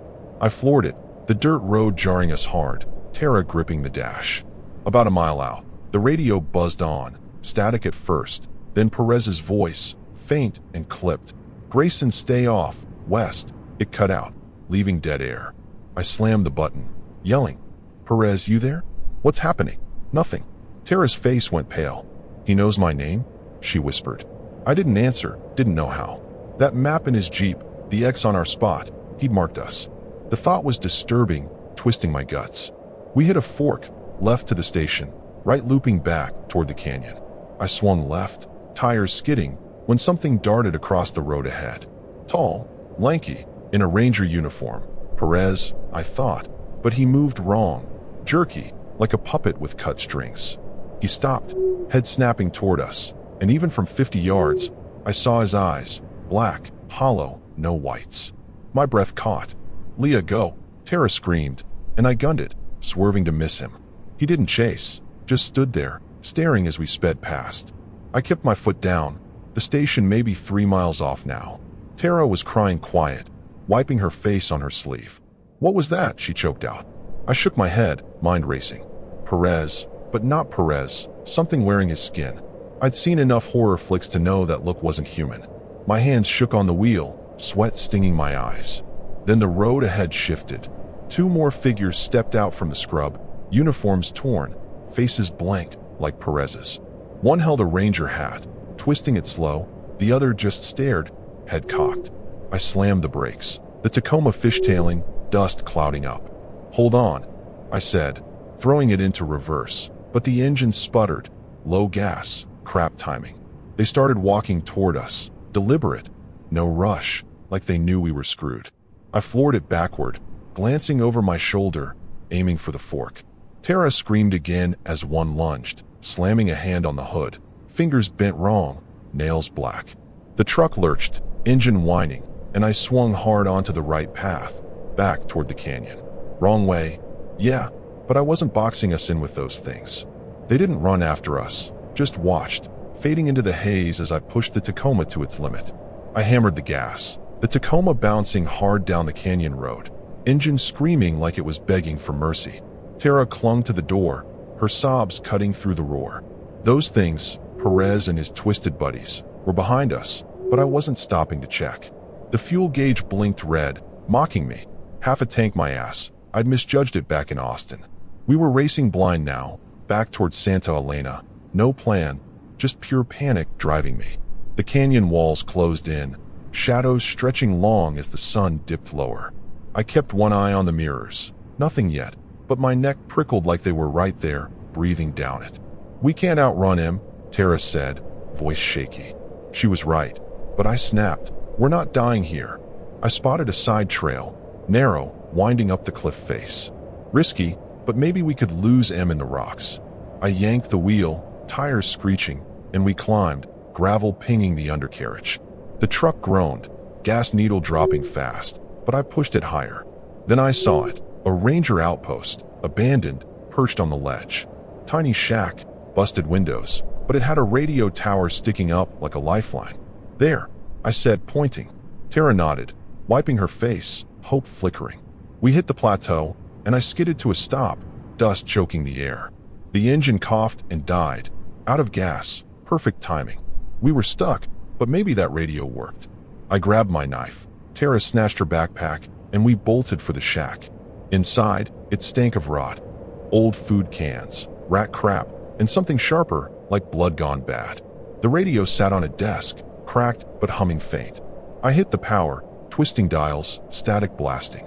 Mayday, anybody, this is Leah Grayson, Santa Elena Canyon. We're under attack. I yelled. A voice crackled back, garbled, but real. Copy. Hold position. Team en route. My chest unclenched a little. Help was coming. Then the window shattered, glass sprayed, and a hand, gray and clawed, swiped through. Tara screamed, stumbling back, and I swung my knife, slashing air. Perez's face pressed in, black eyes, jaw slack, teeth jagged now. He didn't flinch, just kept coming, half his uniform shredded. I grabbed a rusty chair, smashed it into him, buying seconds. Back door, I shouted, shoving Tara toward it. We burst out, canyon wind hitting us hard, and ran for the cliff edge. Below, the Rio Grande glinted, 40 feet down, rocky shallows on our side. No choice, I grabbed Tara's hand. Jump or die, I said, and she nodded, tears streaking. We leapt, air rushing past, my stomach flipping like a horror flick's final scare. We hit the water hard, cold biting deep, rocks scraping my legs. I surfaced, gasping, pulling Tara up. She was coughing, alive. The current yanked us downstream, away from the shack. I glanced back. Perez and another stood on the ledge, staring, not jumping. Too far to chase? I didn't care, just kicked for shore, dragging Tara with me. We crawled onto the bank, soaked, battered, my knife lost in the river. The truck was toast, but we were out, for now. Distant headlights flashed, rangers maybe, coming from the east. I waved weak, hoping they'd spot us. They did. 2 jeeps rolled up, tires crunching, 4 rangers piling out, rifles ready. You Grayson? One yelled, a woman with a buzz cut. I nodded, panting, pointing up the cliff. They're up there, Perez, others, not right. She cursed, radioed it in, while her partner checked Tara's cuts. You're lucky, she said low. Been tracking him, some kind of exposure, went feral. I didn't ask what, didn't want to know. They loaded us into a jeep, blankets around us, and peeled out for Baquila Station. I kept my arm around Tara, her shivering easing up. The cliff faded behind, those things still up there, watching. We'd made it, barely, but the terror clung like damp rot. The station was a blur, harsh lights, medics poking at us, coffee that tasted like ash. Tara's knee was banged up, my legs a mess of cuts, but we were breathing. The ranger, Lieutenant Vasquez, took my story, her face hard as she scribbled. Perez went missing 2 weeks ago, she said. Hazmat spill near the border. Chemical truck flipped, crew exposed. Thought they died, till bodies started vanishing. My gut sank. Not human anymore, just shells with teeth. I sat there, numb, replaying it all. My mistake was clear, bringing Tara out here, thinking I could handle Big Ben solo style with her in tow. She'd trusted me, and I dragged her into this nightmare. I'm sorry, I mumbled to her across the room. She limped over, hugged me tight. We're alive, dummy, she said, voice cracking. Didn't feel like enough. Guilt was heavier than the fear. Vasquez said they'd swept the outpost, found Perez and 1 other, shot him dead after a fight. 3rd was unaccounted for, still loose. Stay out of the park, she warned, handing me a card. I nodded, done with camping for life. They drove us to Marathon, nearest town, where a buddy from Austin met us with his car. Tara crashed in the back, out cold, while I stared at the road, that horror etched deep. The drive home was quiet, just tires humming on asphalt. I kept seeing Perez's face, those eyes, that snarl. My Tacoma was gone, towed later, but I didn't care. Material shit didn't matter after that. Back in Austin, I locked every door, slept with a bat by the bed. Tara moved in for a bit. Couldn't be alone, not yet. We didn't talk about it much, just let the silence sit. A week later, news hit. Another camper missing near Big Bend, same area. My fault maybe. I told Vasquez where to look, but that 3rd thing slipped the net. I called her, voice shaky, asking if it had spread. We're handling it, she said, clipped. Didn't buy it. Felt like I'd opened a door I couldn't shut, a tragedy I'd started. Nights got rough, dreams of the canyon, Tara screaming, Perez clawing through the dark. I'd wake soaked, checking windows, bat in hand. Tara noticed, tried joking me out of it, but her eyes were haunted too. We'd survived, yeah, but pieces of us stayed out there, lost in that disturbing mess. I trashed my camping gear, swore off the wild. Austin's noise felt safe now, a shield against the quiet that had turned on us. But every siren, every shadow, had me jumping, waiting for that third thing to show up. Maybe it wouldn't, maybe it was done. Didn't believe it though. Tara healed up, moved out eventually, but she checks in daily. No more trips, she texts, half laughing. I agree, but the guilt sticks, a scar deeper than the cuts. Big Ben's still out there, beautiful and deadly, and I wonder who's next.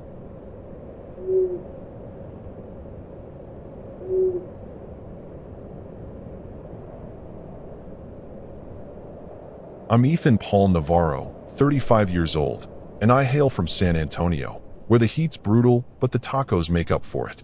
Last weekend, I threw some gear into my Dodge Ram and hauled ass out to Big Bend National Park.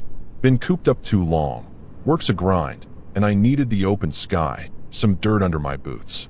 My old college buddy, Marcus Reyes, 33, from Houston, hit me up to join.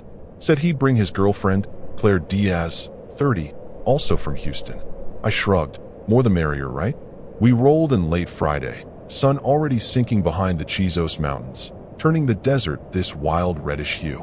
I'd picked a spot off Grapevine Hills Road, middle of nowhere, just how I like it. Plan was I'd sleep in the Ram's bed with a tarp overhead. Marcus and Claire'd pitch their tent nearby. We'd grill some burgers, crack open a cooler of Lone Stars, and kick back. Big Ben's got this vibe. Huge, empty, kinda spooky in a good way. I was chasing that. A ranger cruised by as we unloaded. Older guy, grizzled, name tag said Vance.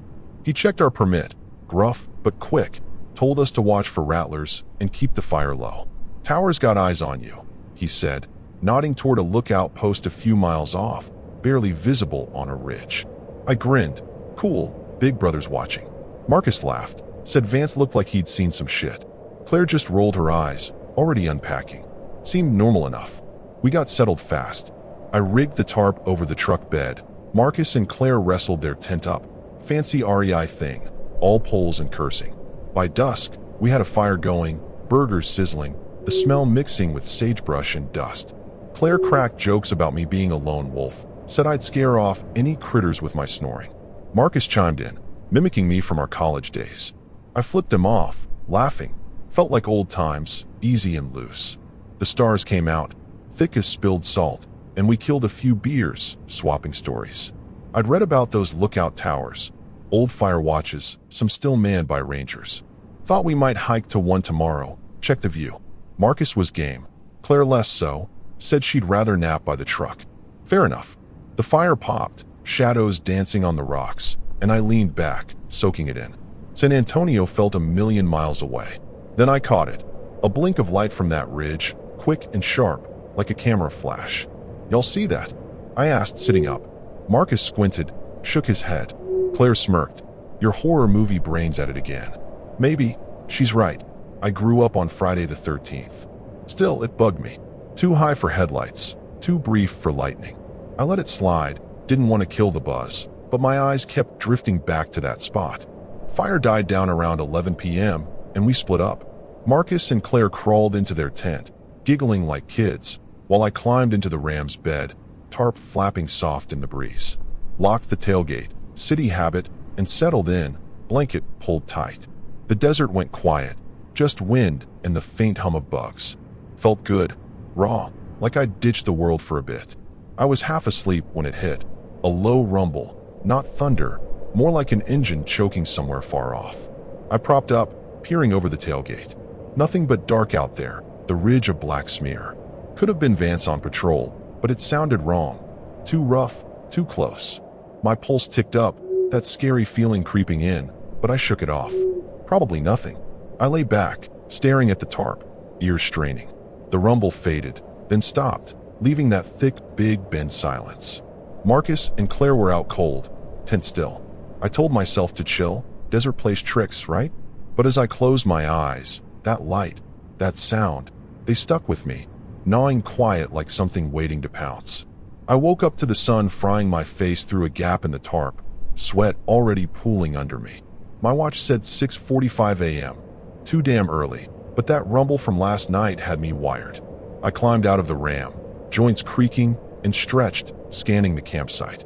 Marcus and Claire's tent was quiet, flaps still zipped. Everything looked normal. Fire pit cold, cooler shut tight. But my skin felt prickly, like I'd missed something scary in the dark. I started coffee on the camp stove, the hiss cutting through the stillness, and kept eyeing that ridge. No lights now, just heat shimmering off the rocks. Marcus poked his head out, hair wild, groaning about the early wake-up. "You're a psycho, man," he mumbled, crawling out. Claire followed, yawning, her tank top sticking to her from the night's heat. I shrugged, handed him mugs, didn't mention the rumble. Figured I'd sound nuts. We ate quick, leftover burgers, a little soggy but fine. Marcus was still hyped about hiking to that lookout tower, tossing out dumb jokes about spotting UFOs. Claire groaned, said she'd guard the camp instead, maybe read her book. I wasn't sold. Last night's weirdness had me twitchy, but I didn't want to flake. "Let's make it fast," I said, grabbing my pack. Marcus grinned, oblivious, while I double-checked the ram's locks. Habit, sure, but it felt urgent. The trail was brutal, loose gravel, sun blasting down, no shade for miles. Marcus trudged ahead, whistling, while I lagged, eyes flicking everywhere. About halfway up, I spotted tire tracks veering off, wide, fresh, like a Ranger truck's. "Vance?" Marcus asked, pausing. I nodded, but my gut said no, too sloppy, too deep, like something heavy'd been dragging. We kept going, the tower looming closer, rusted and leaning like a drunk. Then we heard it, a crackle, sharp, like a radio dying mid-sentence. It came from the tower base, where a Ranger truck sat, hood up, no one around. Marcus slowed, grin fading. "That's creepy, right?" he said low. I didn't answer, just crept forward, peering into the cab. Maps littered the seat, a thermos tipped over, coffee staining the dash. The radio buzzed, spitting static, then a voice, Vance's, I think, growling. "Gone south, stay clear," before cutting out. I backed up, bumping Marcus, who cursed under his breath. "We should head back," I said, pulse kicking. He nodded, eyes wide now, and we turned, then froze. Footprints circled the truck, big and uneven, some smeared like the guy'd been stumbling. My mouth went dry. Not Vance's tidy patrol boots. These were wrong, disturbing. I grabbed Marcus's arm, hustling him down the trail, no arguing this time. We were maybe a mile from camp when Marcus tripped, rolled his ankle on a rock. "Shit," he yelped, hopping. My fault. I'd pushed us too fast, distracted by those prints. I helped him up, his limp slowing us bad, and the sun climbed higher, baking us dry. Water was low, another screw up. I'd packed light like an idiot. "Claire's gonna kill me," he muttered, half laughing, but I wasn't in the mood. Back at the site, Claire was sprawled by the tent, book open, sunglasses on. "You two look like hell," she said, sitting up. Marcus flopped down, icing his ankle with a beer can, while I paced, filling her in. Truck, Prince, radio. Her smirk faded. "That's not funny, Ethan," she said, voice tight. I wasn't joking. Felt that horror creeping up my spine, real and heavy. I checked the ram. Locked, good, but something caught my eye. A dent on the tailgate, fresh, like someone slammed it hard. I hadn't heard a thing last night, but now I wasn't sure. Marcus saw it too, his face going pale. "What the hell's out here?" he asked, quiet. I didn't know, but the air felt off now, pressing in, like the desert was holding its breath. I was crouched by the tailgate, running my fingers over that dent, when Claire yelled, "Ethan, look!" I spun around. She was pointing at the ridge, her book dropped in the dirt. Up by the tower, figures moved. 3 of them, dark against the noon sun, just standing there. Too far to see faces, but they weren't moving right, stiff, jerky, like wind-up toys running low. My stomach dropped, that horror hitting like a punch. "Marcus, you seeing this?" I called. He hobbled over, squinting, and swore soft. I grabbed my binoculars from the ram. Cheap ones, but they worked. Through the lenses, I saw him clear. Ranger uniforms, torn and filthy, faces slack, eyes black as oil. One was Vance. I'd bet my truck on it. Same build, same hat tipped crooked. The other 2 I didn't know, but they all had that same dead stare, locked on us. "They're watching," Claire whispered, voice cracking. I lowered the binos, hands shaky. Shit was wrong, scary wrong. Marcus grabbed his phone, cursing the no-signal desert, while I bolted for the truck's cab. keys in hand. I fired it up. Engine growled, "Steady, my lifeline." "We're out of here," I said, slamming the door. Claire helped Marcus limp over, his ankles swelling purple now, and they piled in. I hit the gas, tires spinning dust, aiming for the main road to Panther Junction. Those things didn't move, just stood there, heads tilting slow as we peeled out. The road was rough, rattling us hard, and Marcus kept glancing back. "They're gone," he said after a mile, but I didn't buy it. Felt him still, like a weight on my chest. Claire was quiet, chewing her nails, her usual snark buried under fear. I pushed the Ram faster, 60 on gravel, risking a blowout. "What were they?" she finally asked, small. I shook my head, didn't have answers, just a gut-screaming run. Horror flicks got nothing on this. Halfway to the junction, the radio crackled, static, then Vance's voice, warped and slow. "Navarro, stay mine." My name. How'd he know my name? I slammed the off button, heart hammering. Claire gasped. "That's not possible." Marcus leaned forward, pale. "Permit," he said.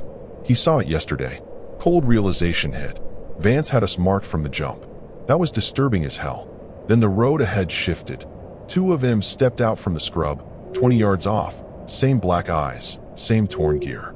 One held a ranger baton, dragging it slow, the other just grinned, teeth wrong, jagged. I swerved, tires screaming, but the Ram fishtailed, clipping a rock. We spun, dust blinding, and stopped hard, grill kissing a boulder. "Out now," I yelled, kicking my door open. Marcus stumbled, Claire dragging him, as I grabbed my tire iron from the bed.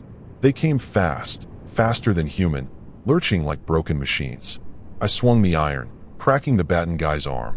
Bone snapped, but he didn't flinch, just kept coming. Claire screamed, pulling Marcus back, his limp slowing him down. I swung again, aiming for the head, and connected, skull caved, black ooze spilling, but the other one tackled me, breath hot and rotten. I thrashed, elbowing free, and ran, catching up to Marcus and Claire. We ducked into the scrub, thorns tearing my jeans, their steps crunching behind us. Ahead, a dry wash dipped low, cover maybe. "Down there," I hissed, shoving him toward it. We slid in, dirt stinging my hands, and crouched, breathing hard. The crunching stopped, silence fell, thick and awful. I peeked up. Nothing, just empty road, the Ram steaming by the rock. Claire clutched Marcus, his face twisted in pain, and I gripped the iron, waiting. The quiet was worse than the chase, meant they were close, hunting. Something was clearly off, beyond reason, and we were stuck in it. No truck, no way out. I crouched in that dry wash, tire iron slick with sweat in my hand, listening to the silent scream. Marcus was wincing, his ankle a mess, while Claire pressed against him, eyes darting like a trapped deer's. Those things, Vance and his freaks, were out there, and I knew they hadn't given up. My Ram was toast, steaming by the road. No keys, no chance. "We gotta move," I whispered, voice rough. Panther Junction was maybe 5 miles east, our only shot. Claire nodded, helping Marcus up, his arm over her shoulder. We crept along the wash, thorns snagging us, every snap of a twig spiking my pulse. The sun was dipping, shadows stretching long, turning the desert into a horror show. I kept the iron ready, leading us toward a rise where the wash met a trail. Then I heard it, gravel crunching, slow and deliberate, right above us. My gut froze. They'd found us. I signaled to stop, peering up. Vance loomed on the ridge, black eyes glinting, that damn baton tapping his leg.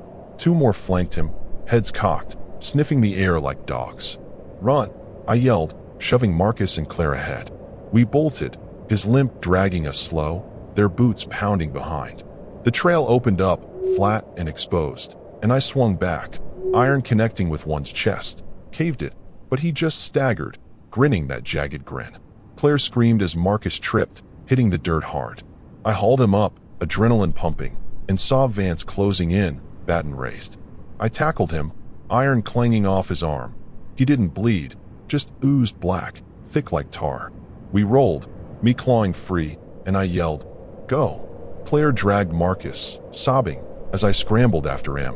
The other 2 lunged, but I dodged, sprinting full out, legs burning. We hit a bend, a ranger outpost popping into view. Shack, radio mast, a Jeep parked out front. "There!" I shouted, pointing. The door was locked, but I smashed a window with the iron, glass shattering, and boosted Claire through.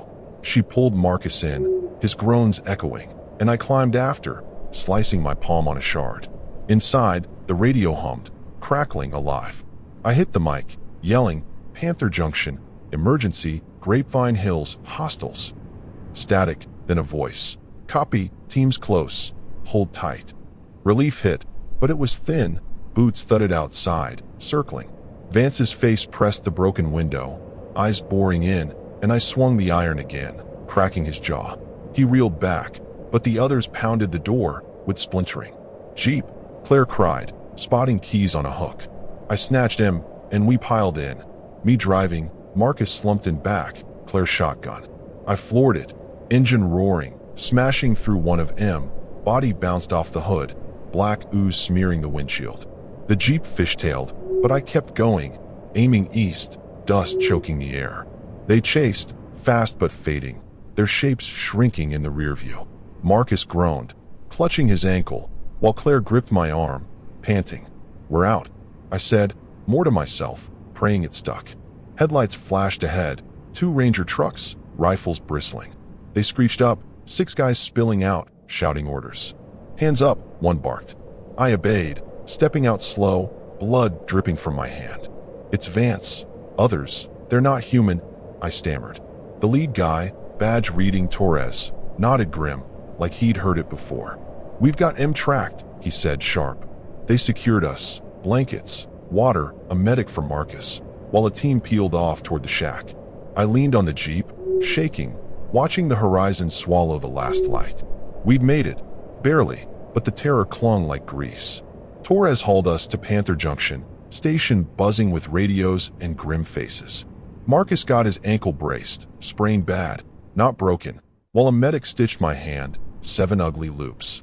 Claire sat quiet, blanket tied around her, staring at nothing.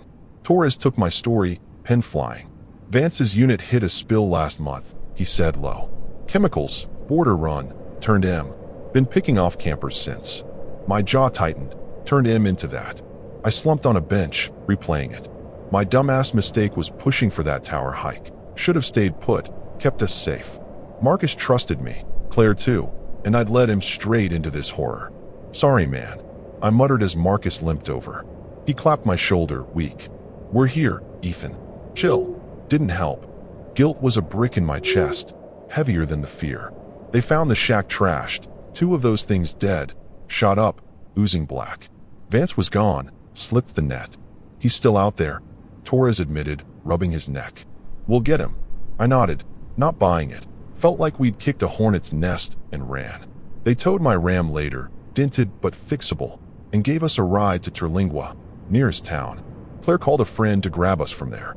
The drive back to San Antonio was brutal. 6 hours, me behind the wheel, Marcus doped on painkillers, Claire dozing fitful. I kept the radio off, couldn't handle more static surprises. Big Bend faded in the mirrors, but its shadows stuck, dark and disturbing.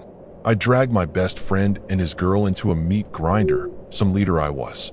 Back home, I locked every door, stashed the tire iron by my bed. Marcus crashed at my place a few days, Claire too. None of us wanted to be alone. News trickled in. Another hiker gone near Grapevine Hills, same MO. My fault. Maybe. I told Torres where to look, but Vance was loose, hunting. Called him, voice tight, asking if it had spread. "Contained," he said. Bullshit. Sleep was a fight. Dreams of Vance's eyes, that baton swinging, Marcus screaming. I'd wake swinging, iron in hand, checking windows. Claire moved out. Marcus healed slow, but we didn't laugh like before. That easy vibe was dead, buried out there. I sold my camping gear, swore off the wild. San Antonio's chaos felt safe now. Horns, lights, people. But every shadow had me twitching, waiting for Vance to show. Maybe he wouldn't. Maybe he'd stick to Big Bend. Didn't believe it, though. Marcus texted a week later, joking about therapy, saying Claire dumped him. "Your fault, man," he added, half kidding. I didn't laugh, felt the tragedy in my bones. We'd lived, sure, but pieces of us didn't make it back.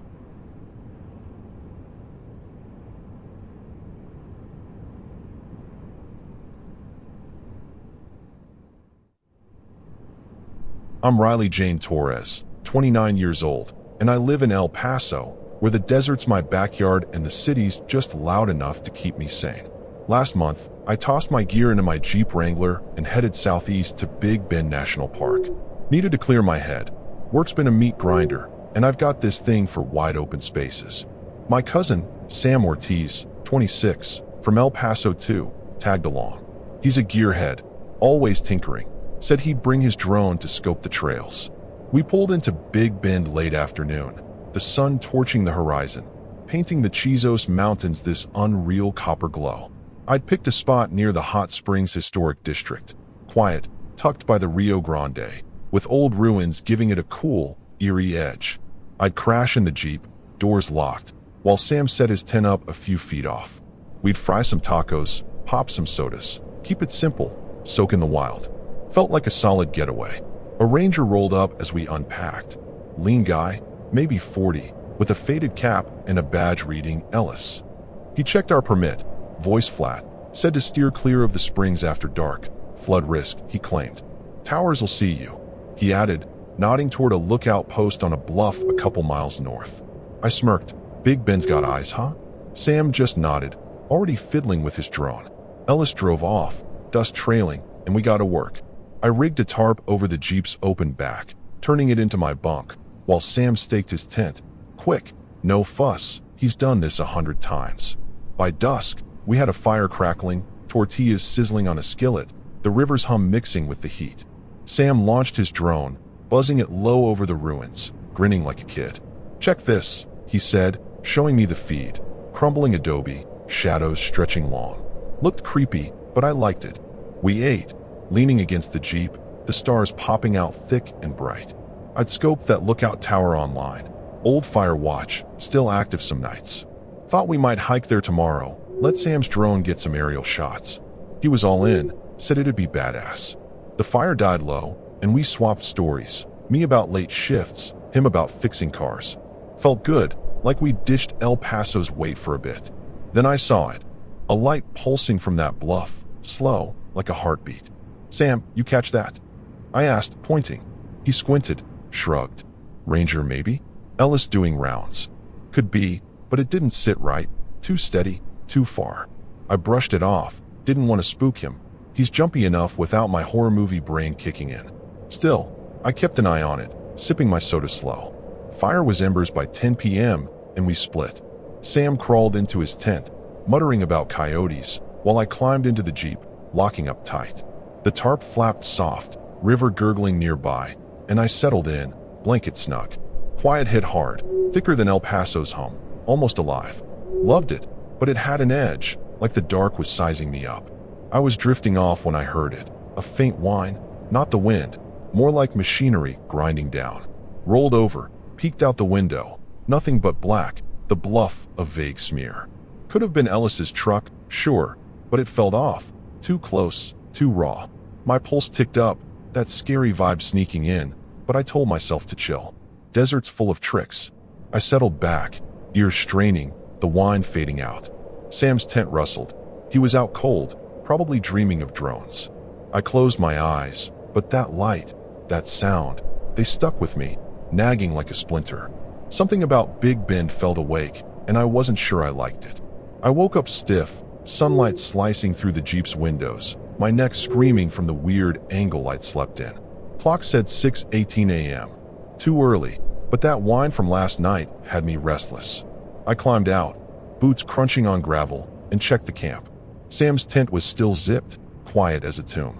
Fire pit was ash, Jeep untouched, but my gut wouldn't settle. Something felt off, like a scary movie's opening scene I couldn't shake. I fired up the camp stove, coffee brewing slow, while I scanned the bluff. No lights now, just heat rising off the rocks. Sam stumbled out, rubbing his eyes, hair a mess. "You're up early," he grumbled, snagging a cup. I shrugged, didn't mention the noise, didn't want him thinking I was paranoid. He'd rag on me back in El Paso for jumping at stray cats. We ate quick, leftover tacos, cold but decent, and planned the day. Sam was hyped to hike that lookout tower, drone tucked in his pack, talking about epic footage. I wasn't so sure. Last night's weirdness lingered, but I nodded, figuring daylight'd kill the creeps. Short trip, I said, double-checking the Jeep's locks. Habit from the city, yeah, but it felt heavier out here. We packed light, water, snacks, my multi-tool, and hit the trail, sun already cooking us. The path was rough, winding through scrub and rock, the tower a rusty spike in the distance. Sam trudged ahead, drone buzzing in his head, while I lagged, eyes everywhere. Halfway up, I spotted it, a tire track, fresh, veering off into the brush. Too wide for a Jeep, more like a truck's heavy tread.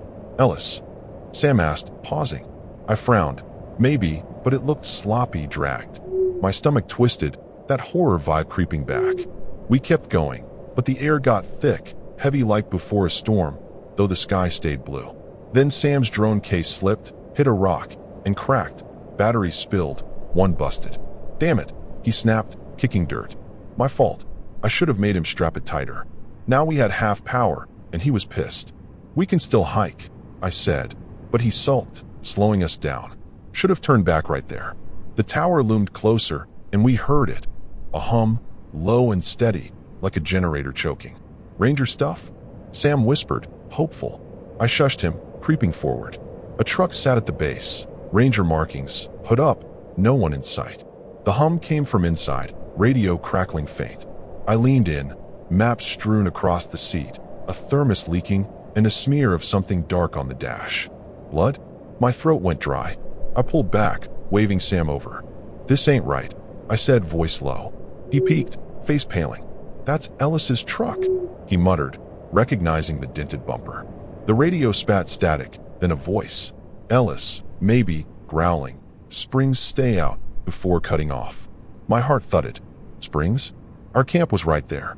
We're bailing, I said, turning fast, but Sam froze, pointing up.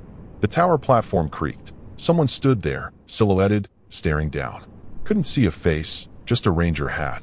But the way they stood, still, too still, sent a chill through me. Riley, Sam started, stepping back. I grabbed his arm, hustling him down the trail, that disturbing hum sticking in my ears. No way we were sticking around for that. We moved quick, Sam's limp slowing us. He'd tweaked his knee on the rocks, my fault again for rushing. The camp wasn't far, but every shadow felt alive now, watching. I kept glancing back. The figure didn't follow, just stood there, a dark blot against the sky. I hauled Sam down the trail, his knee buckling every few steps, my arm locked around him to keep us moving. That figure on the tower stuck in my head. Too still, too wrong, like a scarecrow with a pulse. We hit the camp fast, dust kicking up, and I saw the Jeep, side door ajar, tarp flapping loose. I locked that. I hissed, dropping Sam by his tent. My heart slammed, that horror sinking in deep. This wasn't random. Sam limped over, peering inside. Riley, look, he said, voice shaky. The back seat was torn up, upholstery shredded, stuffing spilling out like guts. My multi-tool was gone, cooler tipped, sodas busted open. Someone been here, and it wasn't a damn raccoon. I spun, scanning the springs, the ruins. Nothing moved, but the air felt heavy, like eyes were boring into us. Pack it, I snapped, grabbing my keys. He started on the tent, hands fumbling, while I checked the engine, still good. Thank God. That's when I heard it, a low groan, human but twisted, echoing from the ruins. My head jerked up, Sam froze, stake half pulled. What the hell, he whispered. I grabbed a rock, biggest I could lift, and edged toward the sound, stupid but wired.